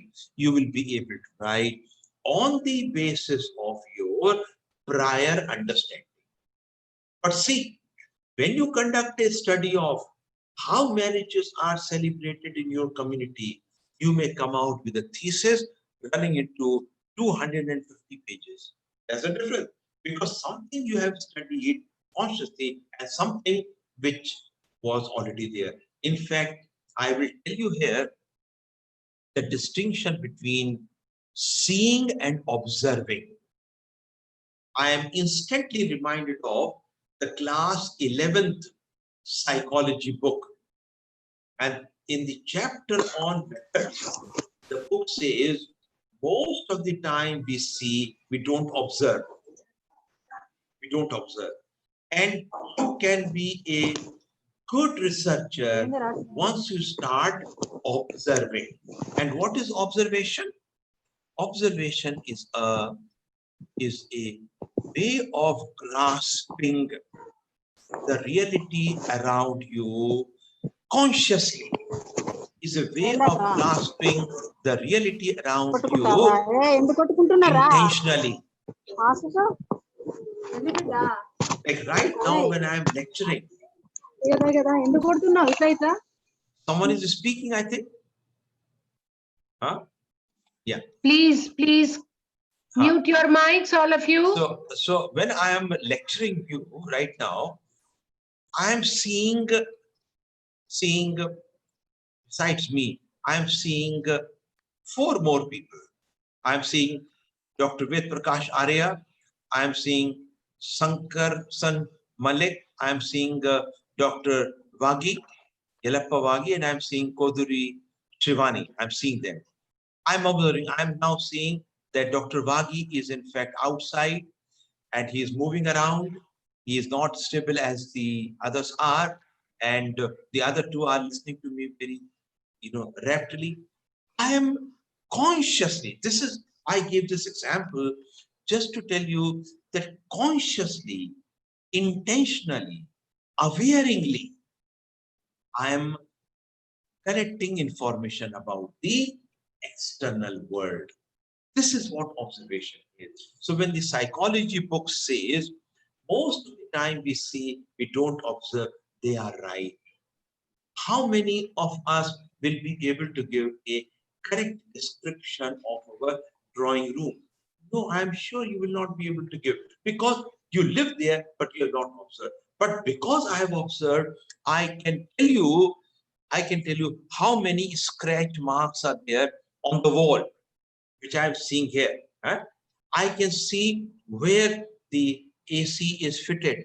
I can see how many wires are running out. I can see all that. I am doing it consciously.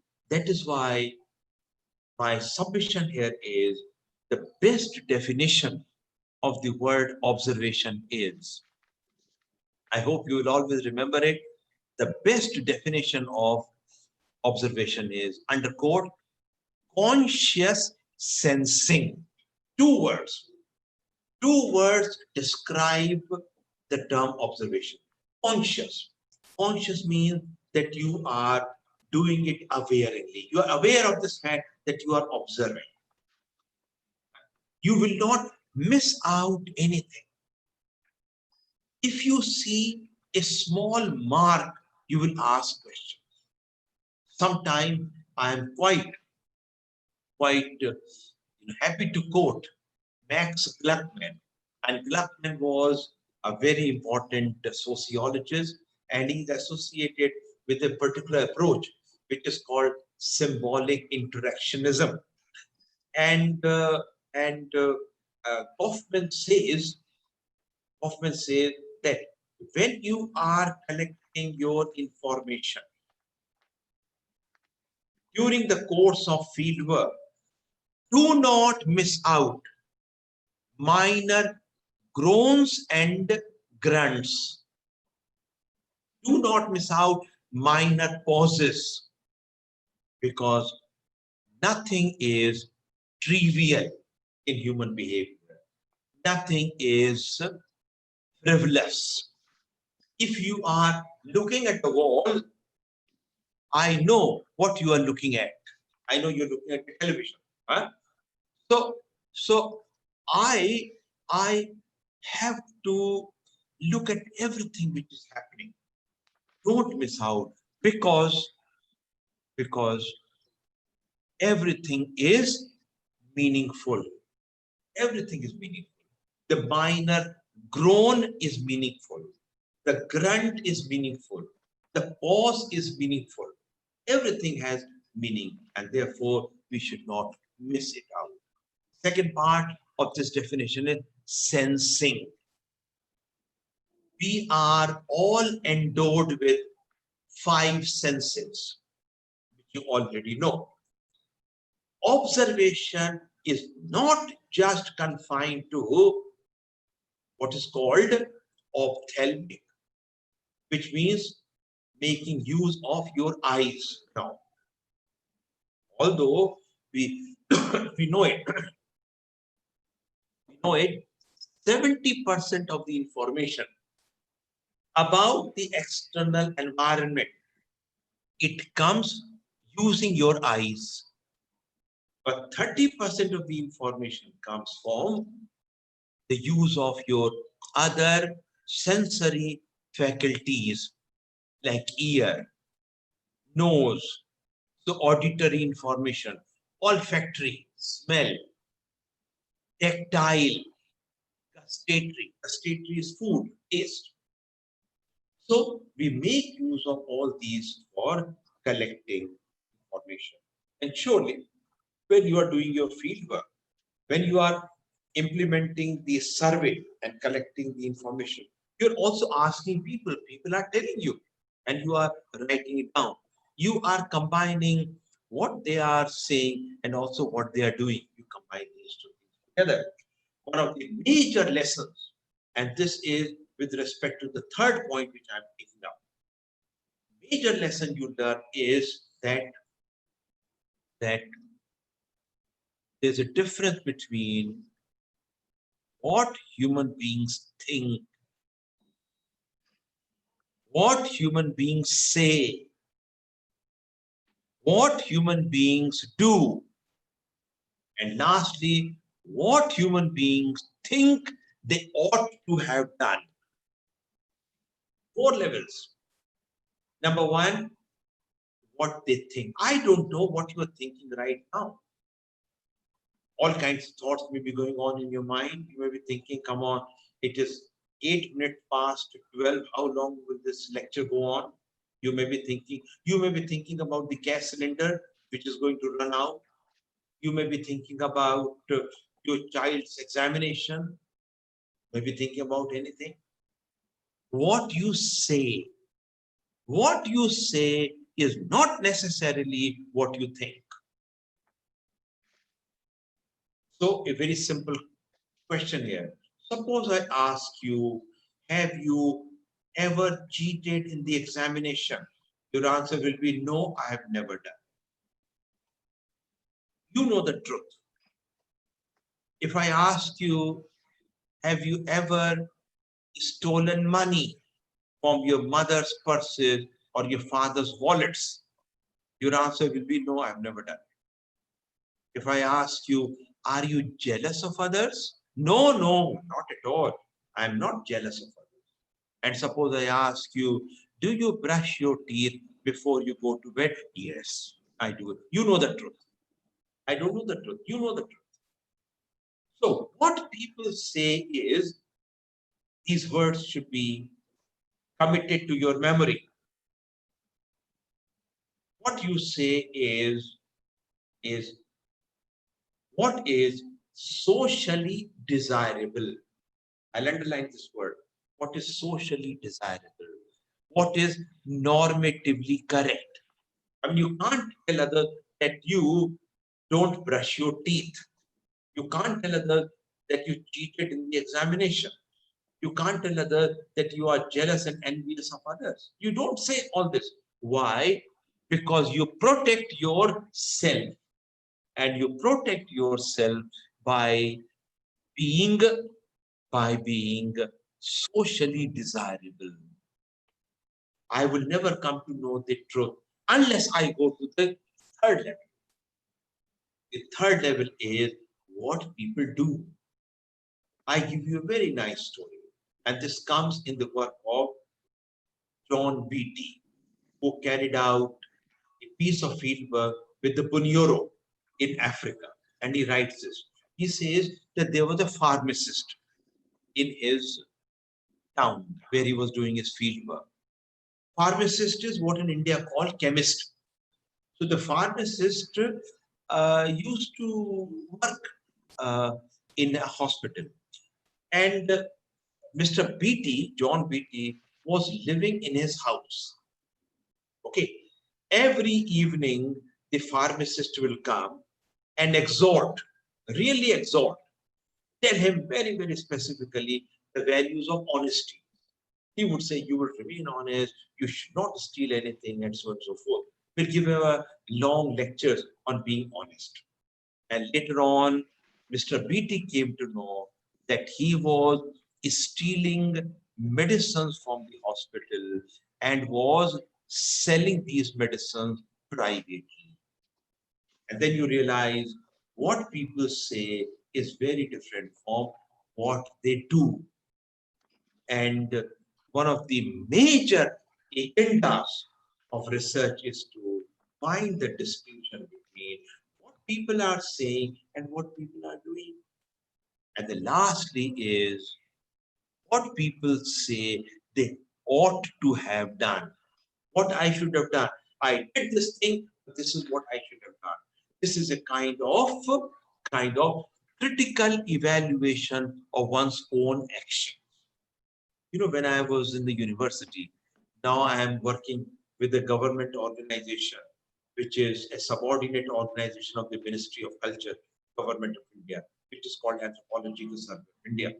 When I was in the university, and I used to supervise students for MPhil and for PhD, I used to tell all these students, I used to tell them, look, from the money you get, whether you get as a JRF or you get as SRF, you know these terms, JRF, SRF, or you get as a non-net fellowship, whatever money you get, you must buy three things. You want to be a good researcher, if you want to be a good academic. The first is you should buy a laptop and learn to write straight on the screen of the laptop rather than oldies like me who first write on the paper and then type it. So you have to be conversant with the new technology. Number two, I used to tell them that you should buy a voice recorder. Seek the permission of the teacher and record the lecture. But when you are traveling, certain ideas come to your mind, record them. Always keep the voice recorder. And third thing I used to tell them, buy a good language dictionary. If you are writing in Tamil, then you buy good Tamil dictionary. If you are writing in Sanskrit, write a good Sanskrit dictionary. Or in English, you should have dictionary. And always rely on these dictionaries rather than on the downloaded ones. Because downloaded dictionaries are highly compressed. Look into it. You have to build up your vocabulary. These are the three things. And when I was lecturing in the university, like I'm lecturing today, my voice recorder was always there. And since some of you are teachers, this can be a really good exercise to look into your own work, to look into your own delivery, to look into how you teach. I would always carry a voice recorder with me in the class. Okay. And because I used to record my lecture, my students also used to do that. Very good. And after the lecture would have been recorded, I would, log in on my computer and listen to that. Yesterday, I delivered a lecture for a college in Assam, which was on the relationship between anthropology and archaeology. And immediately they posted the lecture on YouTube. And the first thing I did was I listened to my own deliberation. I listened to how I am lecturing. And in this way, you would be able to improve upon. You will be able to improve upon your style of teaching. You would be able to improve upon your delivery and the way in which it is to be done. I learned as a researcher, as something which I must share with you. And all this is a part of the third point. I learned as a researcher that ideas can come at any point in time. Okay, please mute your mics. Participants, please mute your mics, disturbing others also. Please mute your mics. Okay. Sorry. I'm sorry, grateful to you. So, research is all concerned with ideas. And I learned as a researcher that ideas can come to you at any point in time. You may be in the washroom, the idea may come. You may be half asleep, idea may come. You may be driving, the idea may come. The ideas can come at any time. And in case you do not note down these ideas, they will be lost once and forever. This is what I learned. In fact, I learned it from my teacher. And as a practice, what I did was, I still do it, and all those whom I have taught, they also follow this practice. They keep a notebook with them. They keep a pen or a pencil with them. Always keep a pen or pencil with them. And whenever the idea comes, they would immediately write it down. I have done it almost for, if I am correct, almost for 32 years or so, that I am always with a notebook. I am always with a pen or pencil, because pencil is readily available. And whichever idea comes to my mind, I write it down. I never evaluate the idea, whether this idea is childish, or this is preposterous, or this idea is absurd, or this idea is run of the mill. No. Whichever idea comes, I write it down. Look at these ideas. Research is done in this manner. You have to have firm faith in you. You have to trust your own ability. And if you have firm faith in you, if you trust your ability, you would never plagiarize, you would never indulge in any malpractice, and you would emerge as a good researcher. Now, these are some of the things which we have to keep in mind. Our data come with an open mind. Now we come to the fourth aspect. How do you choose a problem for study? I abhorred one practice I didn't like.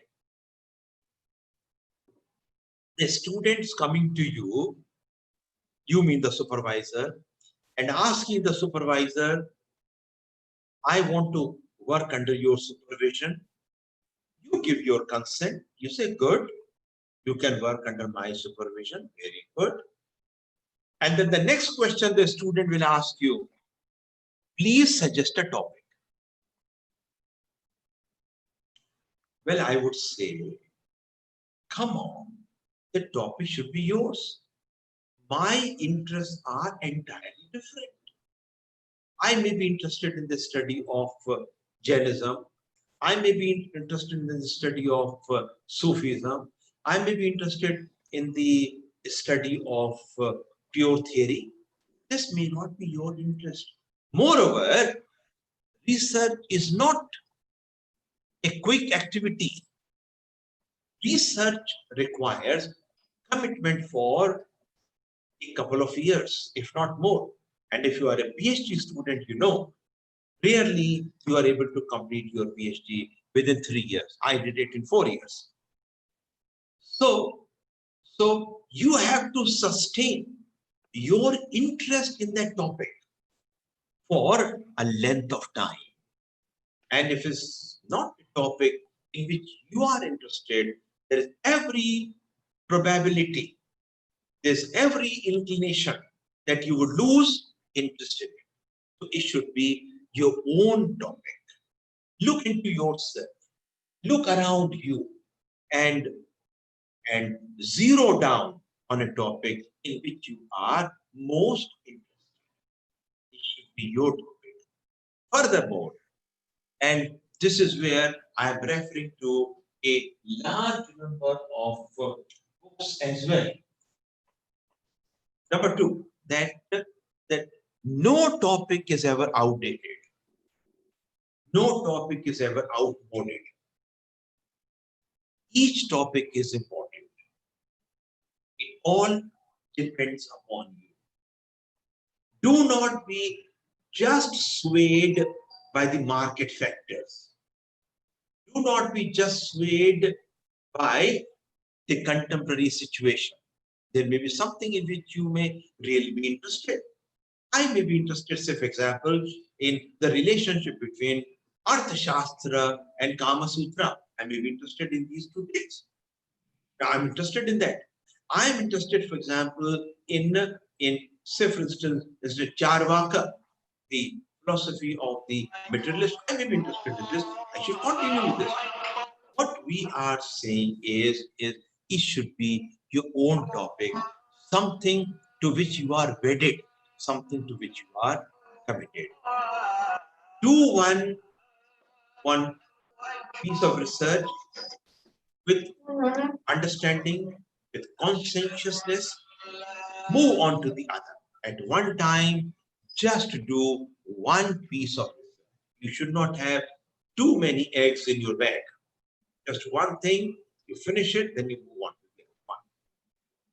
Now the question comes, which many books and many articles have tried to address. The question is, where do the research topics come? What is called identification of the problem. Where do they come? How do these topics come to you? Important thing. And we are assuming, with which we are beginning, we are assuming that you are not seeking the counsel of someone else. Your supervisor says, this is what you do, and you start doing it. So we are assuming that you yourself are interested in locating a topic. You yourself want to do it. Topics emerge in 3 ways. Number one, and those who have done PhD here and have done on a topic which they themselves chose, rather than one which was given by their respective supervisors, they would concur my opinion. Number one, the topics come from reading, the books you read, the articles you read. At the end of the book, at the end of the article, is something called further suggestions, which are given to you. What more is to be done? What more is to be studied? Okay, you pick up your research topic. You pick up from the writings of someone else. You pick it up, and then you work on it.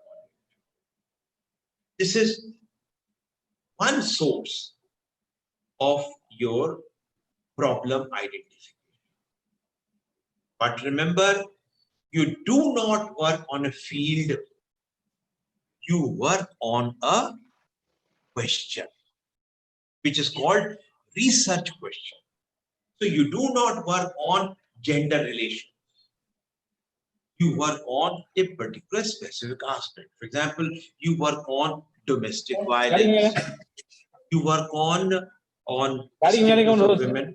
You have a question and you try to answer. Every research work has a set of questions, interrelated questions, and you try to provide an answer. Research begins not with a broad field of study.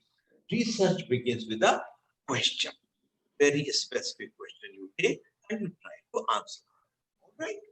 Now, the second source of problem identification is what is called brainstorming.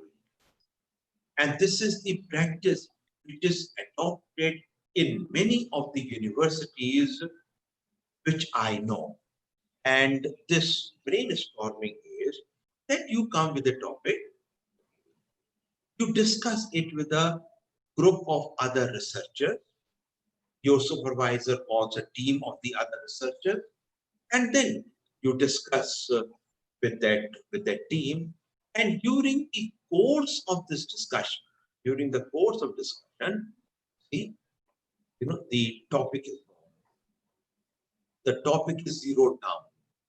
During the course of discussion, where it's not just your mind which is in operation, but the intellectual energy, the intellectual output of the others is also pulled in.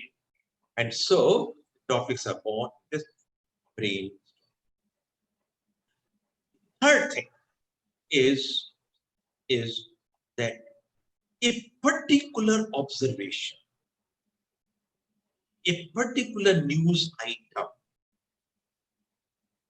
a particular event arouses your interest and you want to work on this because you have a research question. It happens rather what's called with serendipity. And serendipity means a chance finding. Something happens by chance and you have a chance to read it or know about it and you become interested in it. I will give you, very briefly, I'll give you two examples. One was for my own work. Well, as you know, I've been introduced in this earlier, that I read for my PhD at the University of Cambridge. And they used to have what is called coursework before you were formally registered for PhD. And coursework also required that you carry out some fieldwork in the city of Cambridge. And on the basis of the fieldwork you had done, you will make a presentation before the teacher. And if the teachers thought that your presentation was good and you are aware of the techniques of data collection, the tools and methods of data collection, then they would recommend you for formal. So during the coursework, you had a liminal state.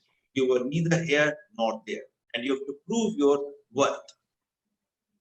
So of course, the students were told, and I was one of them, that you have to carry a first-hand fieldwork and write a paper on that. Jagdevappa, please mute your mic. And Jagdevappa. I did not know what to do, what to look for. Most of these students,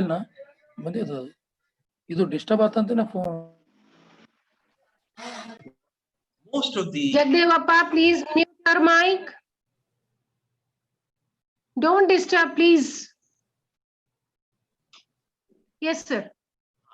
most of the Indian students who were studying in Cambridge, they looked for a topic in which Indian communities were involved. For example, working at the history of migration, or how Indians celebrate Christmas, and so on and so forth. This is the topic. And I did not know what to look for. I was really in dark, and I did not want to do some kind of a routine research. One day it so happened that I happened to be in a countryside, and my host there in the countryside was called Horse Heath. My host told me that there was a place where some excavation was going on, and some Roman coins had also been found. And since I had done anthropology, I was deeply interested in looking at the excavation going on. So we started walking towards that area.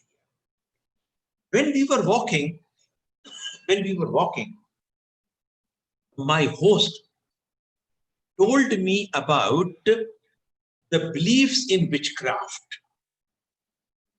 And immediately I thought that I would do my pre-PhD work on witchcraft practices in Cambridge. It was by accident that I chose it. And I worked on it, wrote a couple of papers which have been published, and I was able to make good impact on the committee. And this topic was different because I, coming from India and was studying a practice which was there in England. The second example, a psychologist read in a newspaper that a woman was shot down. She was going home after attending the duties at the bar. She was a bartender, and her car was being chased by someone else, and she entered her apartment. This man also came. She came out of her car, started challenging this man. The man also started challenging her. The man was inebriated. There was a lot of commotion, lot of noise. People started emerging out of their houses, and they were standing and waiting to see what was happening. Suddenly, this man took out a firearm which was concealed in his pocket and shot at the woman. The woman fell down. The other part of the story is unimportant. The question which came in the mind of this researcher was, why, when so many people were a witness to what was going on, why none of them came forward to help this woman? Why none of them came to her rescue? A research question was born, and he started investigating. You may think this is a very simple question, and you know the answer. You may think, well, the answer is, well, this woman had dubious reputation in the neighborhood. Or you may say that people don't want to get into the problems of others. You may say it was because of urban anonymity. You may give hundreds of these explanations. But research does not begin with this. Research would begin with an open mind, With open mind, you investigate. And you know the answer which this researcher found was that all these people who were seeing what was going on, all these people who were a dumb witness to this, mute witness to this, these were thinking someone should take the lead. Had someone taken the lead, they would have all joined and beaten this man, converted this man to pulp, reduced this man to pulp, just because each one was waiting for the other to take the lead. And a very important concept was born from this research, which is called diffusion of responsibility. When there's a large crowd, if responsibility is diffused. When there's a small crowd, responsibility will be there. And therefore, you have hypotheses which you can test. My submission is not that the research found the right thing. That is not my submission. My submission is that an attempt was made to find an answer to the question. Now you go and verify it. You go and do research. After all, Karl Popper, the famous philosopher, said, what is at the base of research is the idea of falsification. That you falsify it, you prove the research to be wrong, and then you proceed. This is the third thing. Whichever research question you take, you have to pursue it to the end. Don't leave the research in. Now we come to the last part of our. Now this question is about how do we start? This question is about how do we collect our information? Is there any distinction between terms like technique, method, and tools of research? Are these terms to be used interchangeably, or are these different? Only yesterday, I was going through a school textbook, okay? And I found that in the chapter on research methodology, the author is saying that these terms are used interchangeably. And so you can call observation technique. You can also call observation method, and you can also call observation tool. Perhaps it is not correct to my mind. It is not correct. We have to make a distinction between these three terms. The first term is technique. Technique actually means the procedure of collecting information. Procedure of collecting information. How do I collect information? I collect information, and I'm talking about information on the human interlocutors. I'm working on the human beings. The techniques I use for collecting information about and on human beings is by making use of two techniques. One is observation, and the second is interview. Interview actually means asking you questions, because observation will not be able to answer many of the things. Observation will be able to tell us what you are talking. Observation will be able to tell us what you're doing, but observation may not tell us what you did in the past. Observation will not tell us about your antecedents. Observation will not tell us what you think about it. Observation will not tell you about the rationality which is given to you. Therefore, you will have to ask questions. And the art or the lore of asking questions, is called interview, which of course has many types and many varieties, which of course does not concern us. These are the two techniques which we use for data collection. Let us come to the term method.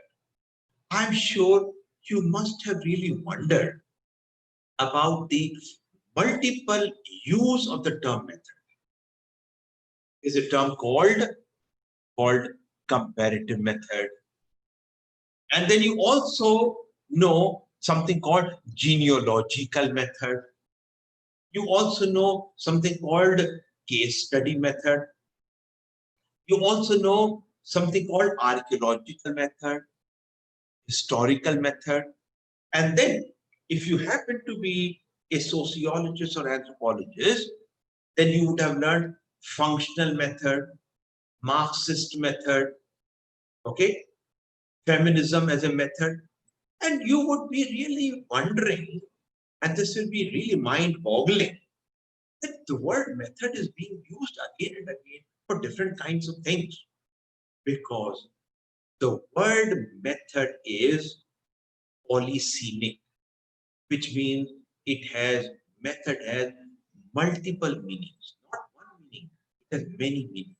Let us try to isolate the meanings of the term method, different meanings which are attributed to the term method. The first meaning of method is what you find in case study method or in pedigree method or in genealogical method. What is that? You make use of observation, you make use of interview, you make use of certain documents that people have for collecting their genealogies or collecting their pedigrees.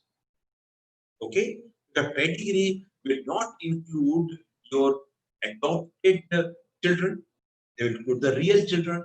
So you might like to have some kind of a documentation for that. So you will make use of, while collecting genealogies and pedigrees, you would make use of observation, you'll make use of interview, you'll make use of the documents that people have. Similarly, while preparing a case study, you would make use of all the three things. So the first meaning of method will be when different techniques, different sources of data collection, when they are put together, when they come together, in that case you have case, you have a method. So case study is a method, genealogy is a method, and pedigree is a method, and so on and so forth. In fact, fieldwork is also a method, because fieldwork would include observation, interview, case study, everything. The second meaning of the term method is the sense in which it is used in comparative method. Comparative method is an attempt to move from particular to general. I compare several cases and then I try to arrive at some kind of a generalization. It is to move from empirical thing to something which is abstract. So comparative method is a method to move from particular to general, what is called inductive approach, to move from particular to general. When from the facts you have, you try to arrive at some kind of a theory. It is called inductive approach. The third meaning of the method is in the sense it is used in historical method or archaeological method, where it is largely retrieval of the information. So you go to the archive. In archive, all the files which are lying there, they are not of use to you. You have to cull out your information from there. That's the corpus of information, and from the corpus of information, you pull out information which would be useful for your work. In the similar manner, you go to an archaeological site. Thousands of stone implements are lying there. You would try to pick up certain things which are typical of that lithic industry. Lithic industry means stone industry, and then you would try to work on that.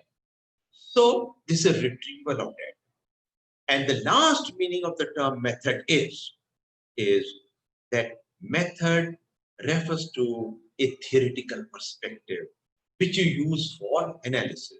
I want to find out the history of webinar. Believe me, as a footnote, I'll tell you, I learned about webinar. I learned about webinar only recently. The first webinar I gave was on 8th of May. And I was very keen. I was very keen to know about the history of webinar, when actually webinar came into existence, when this term came, and how this has evolved. And then I tried to work on what are the advantages of webinar, this kind of a training, and what are the disadvantages of webinar. Now, what I did was, my first study was historical. It was in terms of how webinar as a concept has evolved. So I subscribe to what is called the evolutionary approach. Then I tried to find what is the place of webinar in contemporary time. What is sometimes called, under quote, the new normal. We use the term new normal for this. In these times of new normal, what is the significance of webinar? How important it is? There's no other way. Believe me, there's no way to connect with the vast number of people. Then this, right now, 84 people are part of this. So I will be able to connect with all of you through this method. So I'm trying to understand the function of webinar. Function means it is contribution. So here I am subscribing to what is called the functional approach. But then I also find that there may be certain disadvantages of webinar. I can't see you. I can't look at the expressions which come on your face, the non-verbal expression, whether you are understanding what I am teaching you, whether you're following it or not. I don't know this because I'm not able to see you. I'm only able to see, right now, I'm only able to see 3 faces on my screen, and 2 people who have muted they closed their videos. This is what I'm able to see. But I'm not able to see the other 79 people who are attending this. I'm not able to see. So I will look at what are called the dysfunctions of webinar. So what are the disadvantages of this? And surely it is a part of the new normal, but how long can it go? So I will try to look at, say, for example, who are able to afford this. I'm sure all of you are in different parts of the country, and you all have access to internet. You have an access to smartphones. You have an access to computer. Obviously, it is also an indication of your economic status. One of the major questions which has come with respect to online teaching is how many students in the country have an access to these things. And therefore, this argument is coming up in a very big way that in case you have online teaching, it will be promoting elitism, because people in the cities, people in the hinterland, people in the countryside, in the villages may not have an access to the internet. In fact, I told ma'am this morning that here also in Calcutta sometime the internet becomes unstable. And so I said, please bear with me because it has happened a couple of times earlier. So if this is the situation, sometimes it can happen in big cities, in metropolises. What will be the situation here? Thus, I will look into the economics of the whole thing, privileges and those who are underprivileged. In other words, the last meaning of the term method is the theoretical perspective with which I look at it. I can make use of symbolism. I can make use of other approaches, and I try to understand. The last term is tools of research. And by tools of research, please understand this. Tools of research mean the instruments we use for research. Do not call observation a tool of research, unless you subscribe to the idea that all these words can be used interchangeably. An idea to which I'm not lending any support. I would say that if the terms exist, if there's a term called method which is existing, if there's a term called technique, there's a term called tool, each term must be having a very specific meaning. Tool is always an instrument. For example, questionnaire is a tool. Questionnaire is a tool. Okay. You also prepare, if you are doing psychological research, various tools. They are the instrument which you use for data collection. Questionnaire is a tool, but the way questionnaire is administered is a technique. Are you following me? The way it is administered, how it is administered? A questionnaire is administered in 4 ways. The first way of questionnaire is, the way it is administered is that the questionnaire is kept in an envelope and it is sent to you by mail.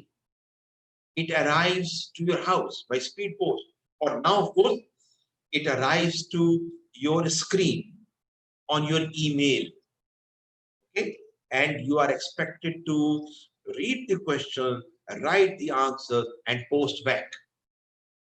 Email questionnaire will give their addresses, and the questionnaires which come to you in an envelope, they would have a self-stamped envelope, and you just put it and send it.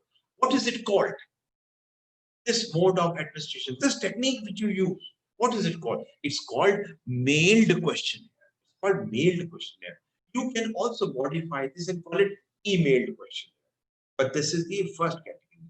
But then you know that there are disadvantages of having a mailed questionnaire, because people may not answer. My own research tells me response rate is as low as 10%.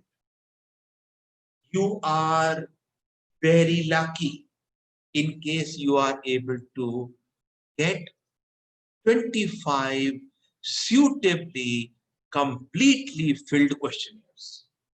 25 out of 100. If the response rate is 25, people just don't bother. And if it is having a number of the open-ended questions, people don't write the answer. They just leave it, or they just put a slash and write not applicable. What is the use of such a questionnaire? Then what is the advantage? What is the method? Not advantage. What is the alternative you will think of? The alternative will be that you visit your interlocutors, you visit your respondent, seek the reply and write it. When it is done in this manner, what is it called? It is called schedule. And the term used is interview schedule, because the information is collected by conducting the interview. The third is very simple. You ask the questions on telephone. And these days, those of us who are working on coronavirus and its impact on society, those who are working on COVID-19, they are making use of telephonic interviews. In fact, right from the month of April to the month of June, I've spent a lot of money on my mobile phone, because I'm talking to people and about their experiences of living in the lockdown, their experiences of the ailment. The moment I came to know that some family had the cases of corona positive, and so I interviewed them on phone. This is the telephonic interview. And what is the last one? Last one is you administer the questionnaire on a ready-made crowd, like in a school or in a hospital. Number of people are there. You bring your questionnaire, give it to them, and let them answer it.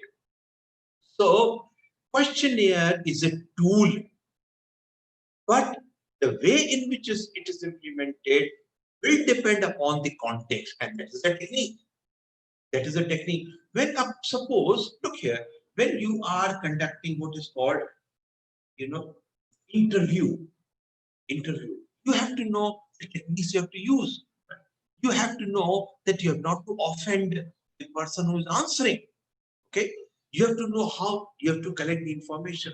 So the technical aspect should also be known to you. These are the distinctions between technique, method, and tool. In the last 6 minutes, which I have at my disposal, I will tell you the last thing. There are 4 methods of data collection. Each method has its own. Now, at this point in time, I perhaps would be confident using some of these technical terms. Each method has its own ontological point of view. Each method has its own conception of reality. Each method has its own nature of the being. Each method has its own epistemological point of view. So when you are working on the historical material, you know what are the shortcomings, what are the weaknesses of the historical material. So each method will have its own epistemology. Number 3, each method will have its own value framework. For example, if you are doing your field work, whichever information you get from one person, you should not transfer it to the other person. By doing so, you would be creating confusion in the community. So you know the value aspect. Each method has its own techniques of data collection. How you have to collect the macro survey, how you have to look into macro surveys, how you take out the material from the archive, how you conduct field work, how you set up experiment. You have these. So each method has its own ontological point of view, has its own epistemological point of view, has its own axiological point of view, and each method is given prominence in one discipline or the other. So if you are a demographer, then you would do survey research. But if you are a social anthropologist, then you would do field work. If you are a student of history, then you would do archival work. And if you are a psychologist, then there is a probability that you would set up your own experiment. So each method is important from the point of view of the discipline. Now, what are these 4 methods? You have already learned them. The first is called survey research, which in a nutshell, survey is defined as asking questions.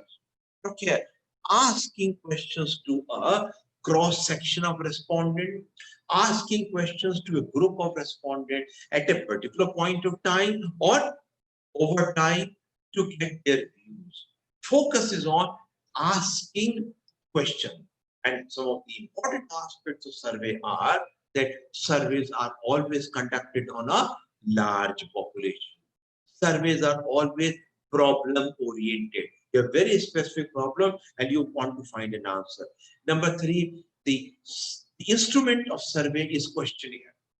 You prepare a questionnaire before you start conducting your survey. And lastly, the survey data are quantitatively analyzed. And that is why you would often find questionnaire-based research under the caption of, under the rubric of quantitative research. So you have these kinds of things. Now, the second method is field work, which is used in sociology, which is used in social anthropology. What is the difference between survey and field work? And why? some of these anthropologists think that field work is far superior to survey. I would like to draw your attention to the work of a very famous anthropologist, Sir Edmund Leach, who said that never depend upon the survey, because surveys are only yielding what people think is right and not what they are doing. So how will you come to know what people are actually doing? You will come to know when you conduct the field work. Right now, you see, these 82 people who are there, I do not know what they are doing. Some may have been going away, just keeping their mics on mute and video closed. We do not know. They may not be there. I am assuming that 82 participants are there, but in fact, the number of participants may be much low. But when I am in the class, then I am able to observe everything. Something which is very important, the human aspect, how you are responding to the information which is being given to you, information which is being fed to you. So fieldwork would say, as I said right in the beginning, that go and live with the people in their natural habitat. Fieldwork is an in situ study. Study the things as they are. And in comparison to survey, number one, fieldwork is always conducted on a small group rather than on a large population. Number two, fieldworks often begin with a very broad problem, and gradually during the course of fieldwork, the problem tapers down. It funnels down. The third time I'm using this word funnel down. In fact, many of the anthropologists say that you come to learn about your research topic through fieldwork. The fieldwork which teaches you, you learn from the field. Number three, in fieldwork, we use a large number of techniques. In survey, we use questionnaire, a large number of techniques, and we have to improvise the technique depending upon the situation they are in. And lastly, fieldwork data are qualitatively analyzed. The third method is called a study of the documents, often called documents study. The secondary literature, the information which is already available. For example, the books which are available, the articles which are available. You focus on secondary data, on the information which is available. The people from literature do this kind of work. Historians do this kind of work. Even lawyers do this kind of work on the judgments, on the petition, on various kinds of commentaries on the law. And lastly is the method which is called experimentation, which is used in psychology. And we define experimentation as a method where we test hypotheses in a controlled situation, the relationship between the independent and the dependent variable, which is in psychology. Now, the last point is that although these methods are different, and each method has its own merits and demerits, and each method has its own theoretical vantage point. However, in a given piece of research, these methods can be conveniently, these methods can be combined depending upon the work you are doing. Even when you are working as an historian, you can carry out field work. Even when you are an archaeologist, you can carry out work on the relationship of the people with the antiquity. You can combine different methods. You can combine experimental method with the other methods. In fact, sociologists are very well known for conducting small experiments, especially to study groups. Therefore, notwithstanding the fact each method has its own theoretical perspective. Methods can be easily, conveniently put together. They can be combined. If the technical term for this is triangulation, when you combine different methods. But why do you combine different methods? You combine different methods just to have an enriched understanding of the phenomenon you are studying. That is why you analyze, you put it together. Our submission is that irrespective of the discipline with which this statement, I'll close my lecture, irrespective of the discipline from which you come, and irrespective of the training you have hitherto received in research methodology, we should know the entire spectrum of techniques, methods, and tools of research.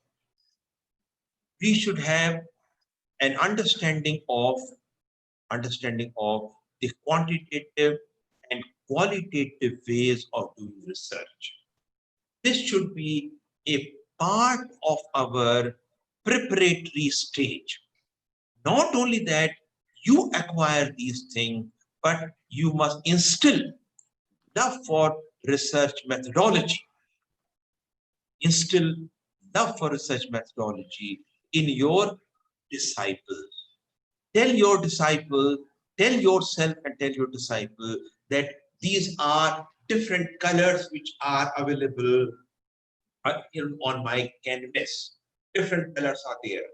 Now, depending upon the painting I'm going to do, I will pick out the colors which are most appropriate, which are most suitable for my work. And this is the art of research. What is to be done? Which kind of information should come? At the same time, we have to be open to new ideas. I use the word serendipity, chance finding. You had not expected this to happen, but something happened. Do not lose sight of it. Do not go with the closed mind. Do not go with an ironclad, pigeonholed kind of a thing. If something new happens, you look at it, because that would certainly add to your understanding. At the same time, be creative in data collection. Be creative in data analysis. The point is what you can do with this. What kind of a thing can be done?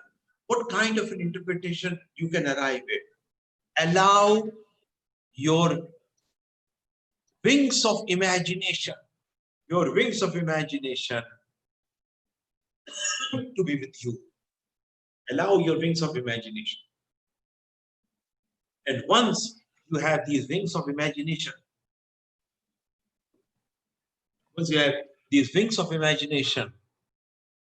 I'm sure you will be able to do wonders.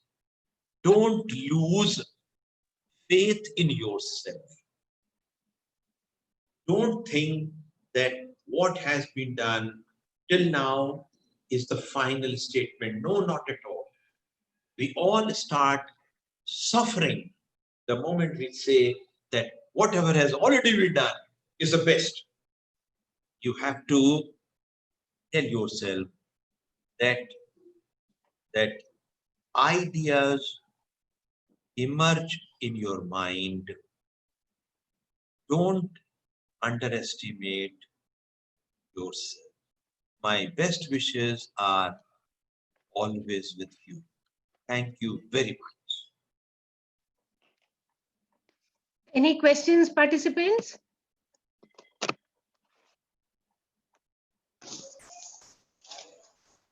Hello. Good afternoon. Sir, I have one observation. First, I would like to thank you, sir, for excellent and effective address. I have one question regarding to the questionnaire. Can I use the slightly different questionnaire in my quality research, sir? I did not follow you. What did you say? Can I use the slightly different questionnaire in my quality research? Can I use? Different. Slightly different questionnaire in my Oh, quality slightly. research. No. Just to understand. Well, um, look, I give an example. Suppose you are conducting a research in a village which is stratified. Stratified means it has layers. Okay. And let us assume for a moment you are conducting a piece of research on water bodies.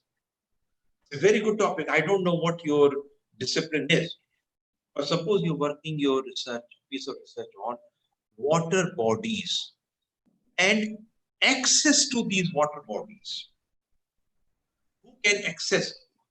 Who can have access to these water bodies? Who can go and draw water? I'm immediately reminded of Munshi Premchand ji's stories. Story that one of these stories is on this, that how water was not easily accessible to the people of the lower caste, and their stories, which are really touching. So I want to work on this, that how many water bodies are there and how people, have an access to this. Well, what I would do is I would not prepare any questionnaire. I would just go to the village, live with the people, and try to understand the reality therein. There I can prepare a questionnaire. What is a questionnaire?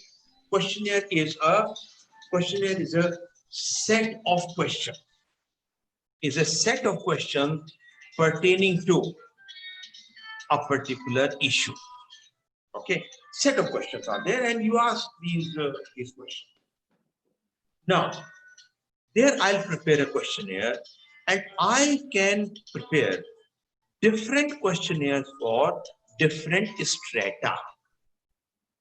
I can prepare a separate questionnaire for people of the lower caste, a separate one for the upper caste. Of course, I know it. It will be a different job. It will be a difficult job, an arduous job, but it is always good to keep in mind the stratum or the strata one is going to study. And therefore, surely, I would agree with you that you have to prepare different questionnaires for different kinds of. Moreover, I would like to tell you, suppose one section of the community is well conversant with English language, but the other section in the same community doesn't know this. In that case, what you will have to do is you will have to translate your questionnaire in the language with which the other group is most comfortable. Okay, with which other group is more comfortable.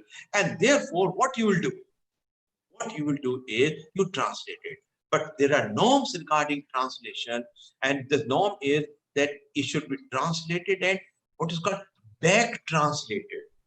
I'll give you an example. Like, for instance, you have to translate the questionnaire into Bangla.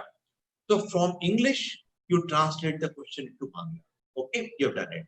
Now, the questionnaire in Bangla is given to a person who knows Bangla and English. So that person would translate the questionnaire from Bangla to English without having an access to the original questionnaire, which was in English language. This is called back translation, just to see whether the same words are used, whether the ideas become different. Actually preparing a questionnaire is a very difficult task, and also it requires a lot of energy, a lot of understanding, and carefully you have to do it. That I think K.D. Bailey's book, gives a very important point. K.D. Bailey says that the key word in questionnaire research is relevance. Don't forget it. Relevance. how relevant is that question which you have kept in your questionnaire? If you think the question is not relevant, drop it. Completely drop it. Keep only those questions which are relevant. And the second thing is the wording. The wording. The words which are used.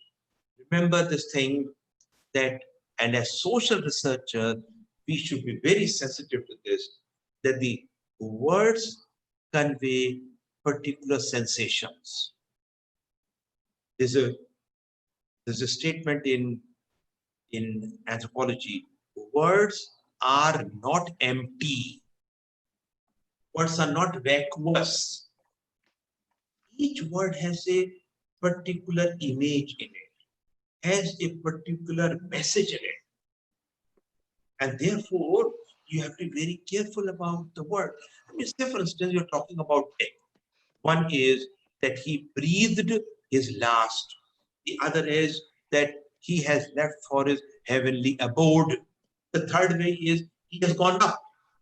Okay? Now, in all these cases, what you are saying is someone has passed away. But the way in which you say it is very important. The language which is to be used. And therefore, questionnaire has to be prepared very carefully, and it has to be tested and pre-tested and tested, and then again tested. I have never allowed in my whole career a questionnaire to be administered unless all these aspects have been taken care of, that there should not be any word which may point towards a stereotype. Very important. Thank you very much. Hello. Hello. Yeah. Hello. Huh. Am I audible, sir? Yeah, you are audible. Sir, I am Dr. Sibram Chatterjee from West Bengal. At first, I like to convey my sincere gratitude to our resource person to discuss different topics, multidimensional topics in a single class. Thank you, sir. My question is that, sir, is pilot survey essential for in order to make the questionnaire more fruitful and effective? Well, it's something which is known to all of us, that what is a pilot survey? The word pilot survey comes from a bird's eye view, that you have an all-round understanding of the whole thing. Now, there are advantages of pilot survey. Pilot survey will tell you the kind of variable you are going to encounter. And so exploration is very important. So go there. Suppose you are thinking of a field situation. Go there for some time. Just have a look at the whole thing, and then you come back. And then on the basis of an understanding, then you will be able to plan very well. So pilot survey is important, and it is some kind of a precursor to a further study. We sometimes call pilot survey exploratory study. You go and see it. Don't allow this kind of a thing to happen, either your own research or your students' research, that you have chosen a location and you just go for the first time. You don't know what kind of variables would be there. And also, if it is going to be an in situ study and you're going to be staying there, you should know the kind of conditions which are there. I would always recommend the pilot survey. But pilot survey should not be touch and go. It should not be like this, that you go in the morning and come back by the evening. No. It should be a kind of survey in which you stay in the location for few days to have a feel of the whole thing, to understand which things are important here, to familiarize yourself with the discourse which is going on. Very important. The kind of discourse which is going on, what people are talking about, and then you have to come back and decide about the things which you are going to study. My last submission here is that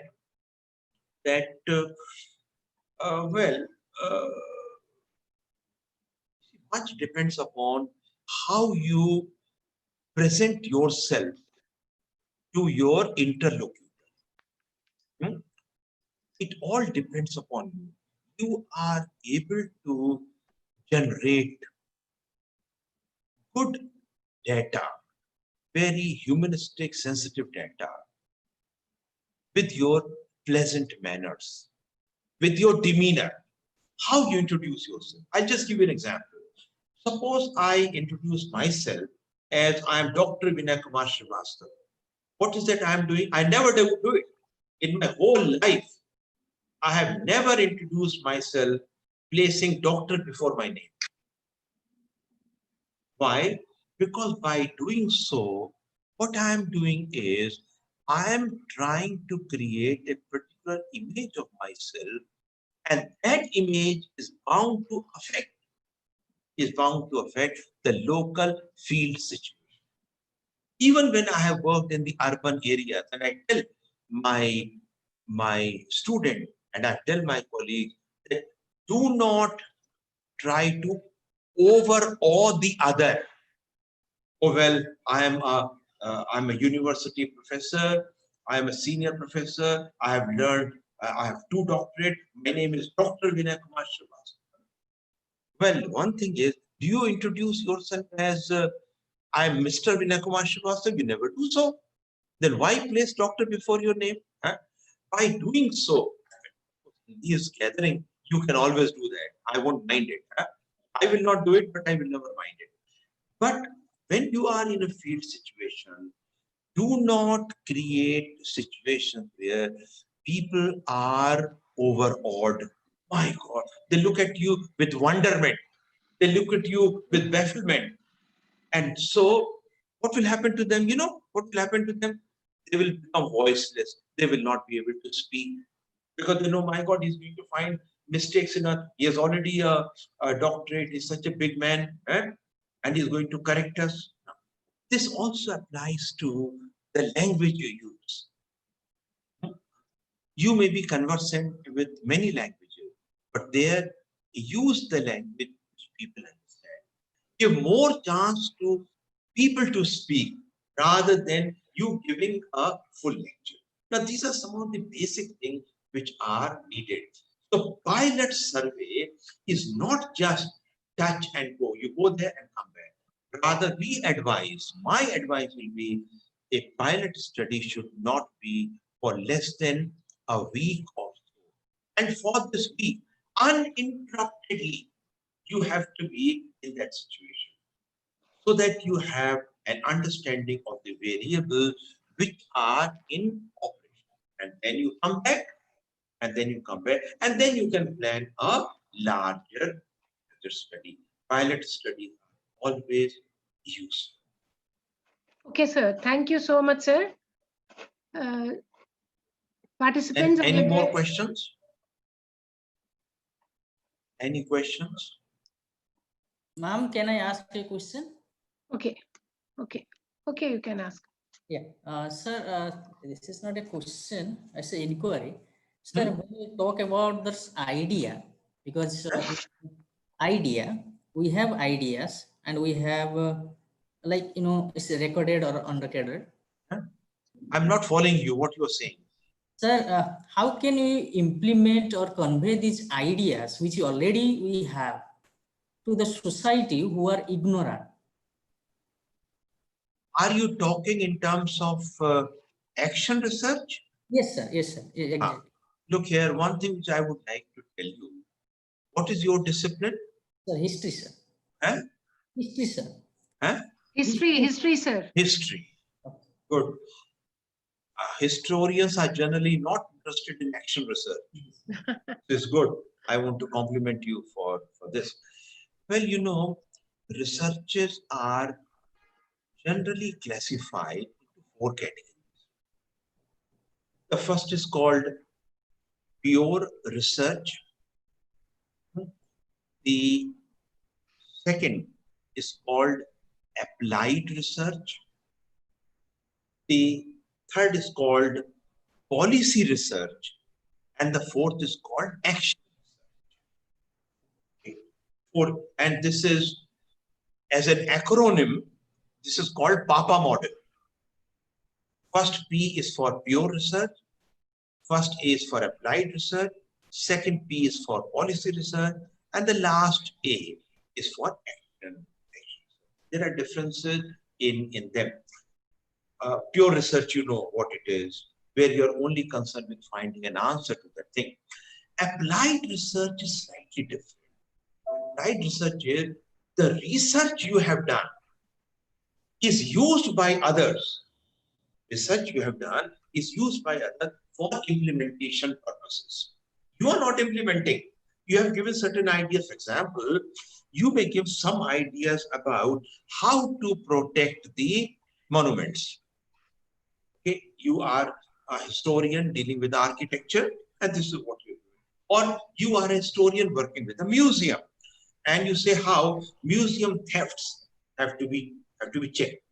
You have worked on this in a model of pure research. How thefts of artifacts, thefts of exhibits from the museum, how these can be stopped. You've done it. Now, some museum people take your research and implement your idea. You are not the one implementing. All right. This is called applied. The third is called policy research, in which you comment upon the policy. The policy has come. Like for instance, new education policy has come. And now this is for educationists, for social scientists, for historians, for biologists, for everyone to look at the policy and come out with some critical assessment. And I want to tell you that the word critical does not mean to be negative. This is a wrong meaning. Critical actually means critical appraisal, a balanced appraisal. You say these are good things and these are not the good things. So it is some kind of a balanced appraisal rather than being negative or true. These kinds of researches are called policy researches. And I've really been interested in these policy researches. I mean, one of the articles which I wrote, a longish piece I wrote when the draft of the national tribal policy came. And I developed the idea very well, gave some very incisive comments, and I sent it to the then administration, the tribal minister, and also the Honorable Prime Minister Saab. I sent the copies of that article to them. Policy research. Last is called action. Action research is one where you do not leave the aspect of implementation to the others. You yourself become involved in it. So you are in the local situation. You are yourself seeing how the ideas are implemented. You become a part of the group of the advocates. This is called advocacy research. There's a difference between applied and the action. Now, certain ideas you have. For example, I give you an example. Well, female education is very important. And you are working in a community where people have been deriding, denigrating girls going to the school. They don't want, because the received understanding is that the girls have to look after the household work. They are the homemakers. They should learn how to cook. They should learn how to wash clothes. They should learn how to sweep floor. There's no need for them to go and study. And so, after basic minimal education, when the girls reach the stage of menarche, they are withdrawn. This is the reality. This is the reality in much of not only rural India, but also in towns. That's the view. And suppose I want to bring about it in the thinking of the people. And I want to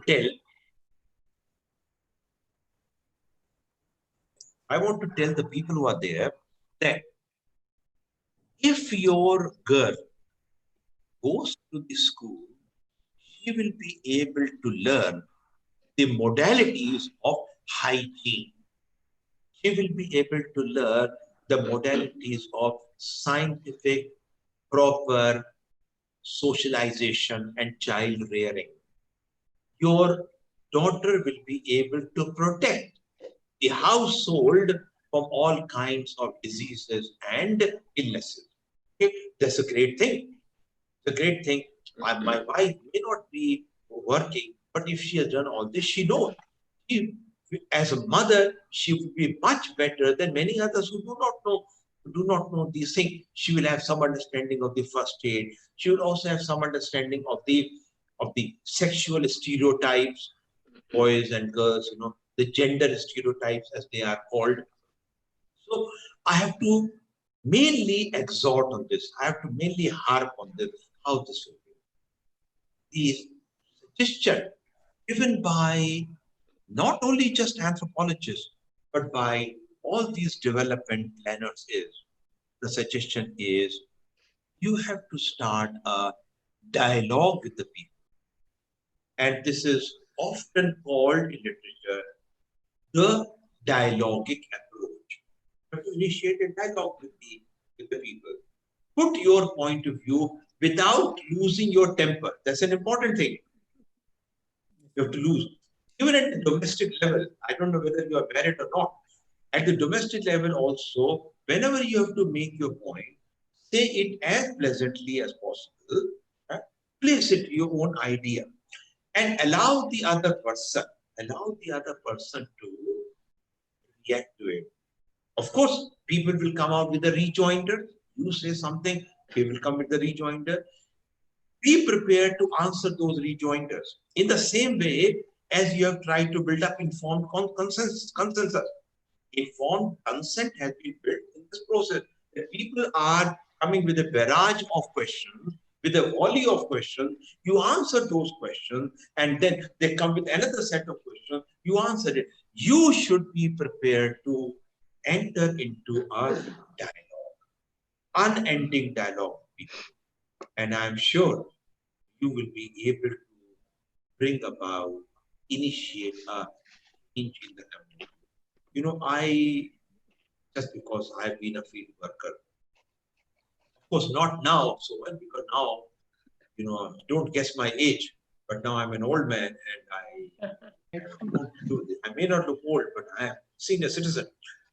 So, but when I was young, like you, and I always tell the young people that when you are young, take the advantages of your youthfulness. Go as many studies as possible. Like, these days, when you are in lockdown, you can't carry out much field work. What is that you can do? You can consolidate the work you have done. Many of the articles, many of the manuscripts you have written, you can bring them together, you can work. So at that time, whenever I was in any situation, I would initiate a dialogue. I suffered once, just to share a story with you. I suffered once during the course of my fieldwork. I suffered with an illness, God forbid, and that illness is called scabies. I had this in a village in Rajasthan, and it was so awfully bad, I can't tell you. Every time I was scratching my back, I would lie on the cot, spring cot, and I would feel like scratching. The moment I would remove my clothes, take off my clothes, all of them scratching, and I didn't know what it was. Well, I consulted a doctor there. He advised me to go to Jaipur for a better consultation.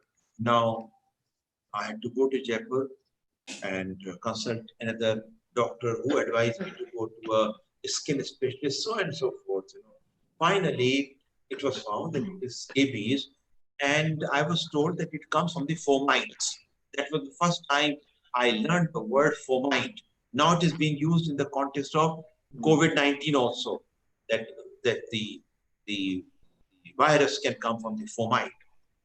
So I came to know, and then of course, I learned a lot by looking at some literature. It was not available. Internet was, I'm talking to you of prehistoric times, not the contemporary time. These things were just not there. Whatever little information I collected from libraries, etc. And then I thought that it is all happening because of the bed sheets, the mattresses these people are using. And I am also using that. Why not initiate? Because I really suffered. And I was quarantined. That, of course, I did not know the word of quarantine. What means there is some kind of scabicidal lotion. was applied on my body. I was not in hospital. I was home, stayed in a friend's house in Jaipur, and applied all over my body for 72 hours. It was the month of May or June, maybe May, I think. It was really terrible, scratching. And then I realized that it is because of this. Why not what you have learned? Why not share the information with others? And when I told them, they said, yeah, this is also happening to us. Charity begins at home. You have to start these kinds of little movements. And when I started telling them, there's a very beautiful sentence in Hindi. Deep se deep jalate chalo. Jyot se jyot chalate chalo. Jyot se jyot jalate chalo. Prem ki ganga bahate chalo. This is a song. I remember when I was in school, Ramasa, when I was in school, I read a chapter in English book. It was written by William Hazlitt. And the title of that chapter was, Let Us Pass It On. Let us pass it on. Beautiful chapter. And it actually meant, whatever I have received from my parents, I should pass it on to my children. The Talmud says, if I teach my daughter, I teach my daughter's daughter. If I teach my son, I teach my son's son. That should be. Whatever you have learned, change has to come endogenously. Endogenously means it should come from within. I will not bring about any change if I'm not convinced. So that conviction has to be raised, and conviction can only come by starting a. Sir, we'll start with here, sir. I think आपको मैं 3.5 घंटे बात करवाया, and you were. नहीं 3.5 घंटे कोई बात नहीं. And ऐसा होता है ना, ऐसा होता है रहमान साहब, क्या होता है जो म्यूजिशियंस होते हैं ना, क्या होता है थोड़ी देर बाद उनको लुत्फ आने लगता है. तो क्या होता है कि वो उसी लुत्फ में ऐसे घूम जाते हैं, उसी में उसको एंजॉय करने लगते हैं. मुझे वो दिन याद है. I really enjoyed talking to all of you, and well, in our staff college, for 3 days you spoke for 6 hours a day. Continuously with different topics. Continuously. So I know that you are such a mesmerizing, teacher. आज क्या है रहमान साहब? Today is a complete lockdown in Calcutta. Okay. Total lockdown, which means that the office has very few people. Only those who could come, because the transport is not available. So I am relatively free. As you know, you are an administrator yourself. You know that in this time, the number of files which come to you and the number of people come to you, that is why I thought that today is a good day and I can talk to you, because no one. I'll request you for another session. मैं बात करूँगा उसके बारे में. And एक session मेरे ख्याल से रहमान साहब, कि जितने भी हमारे ये बच्चे हैं, हमारे लिए तो बच्चे ही हैं, they must learn the art of writing. Yes. You remember, Rahman Sahab, this is one thing in which I am really interested. How to improve upon the writing standard. Yes. Not only writing in English language, but also in their mother tongue or any other language. If you could have a session on how to write, how to write research. Many of us who do quantitative work, they think that only the tables and the chart and the work is done. One thing, I would accommodate one session after 5 to 6:30. One session we'll have, maybe tomorrow. Anytime, not today. आज ना करिएगा. नहीं आज थोड़ा ज़्यादा हो जाएगा आज. Maybe tomorrow or day after tomorrow, I'll come back to you, sir. Okay. Thank you so much. Yeah. रात को कर दीजिएगा. Even later, 6 o'clock is fine. Yes.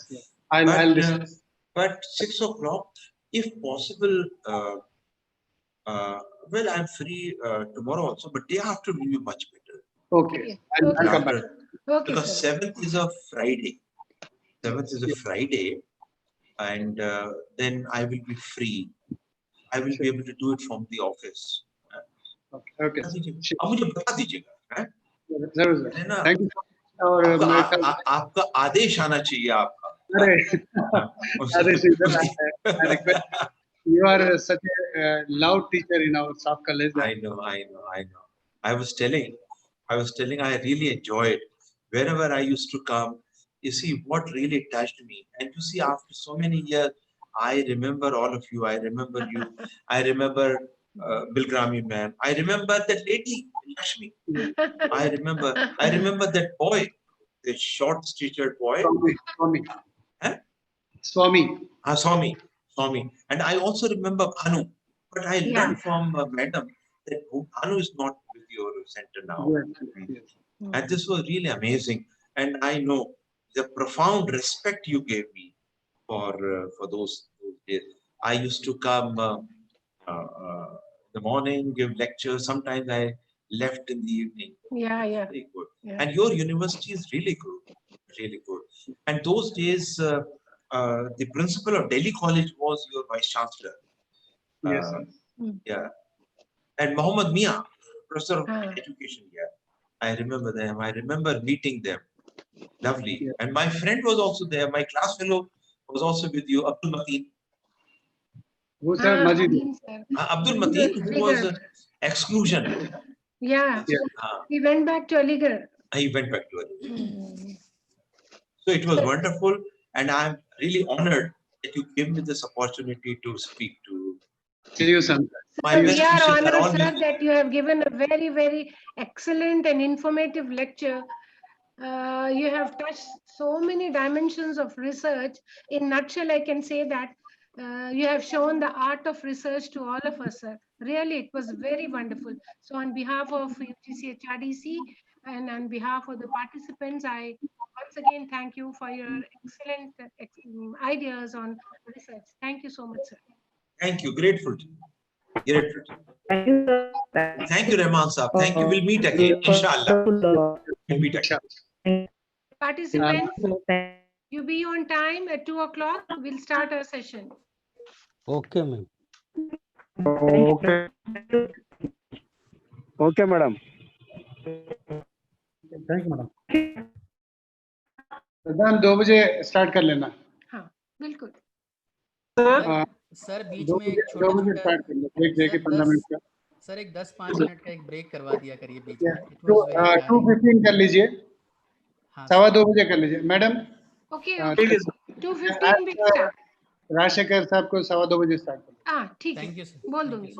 But ये जो है 2:10 पे ऑन कर लें. Okay Pradhan. Okay thank you. Okay Thank you, sir. Thank you.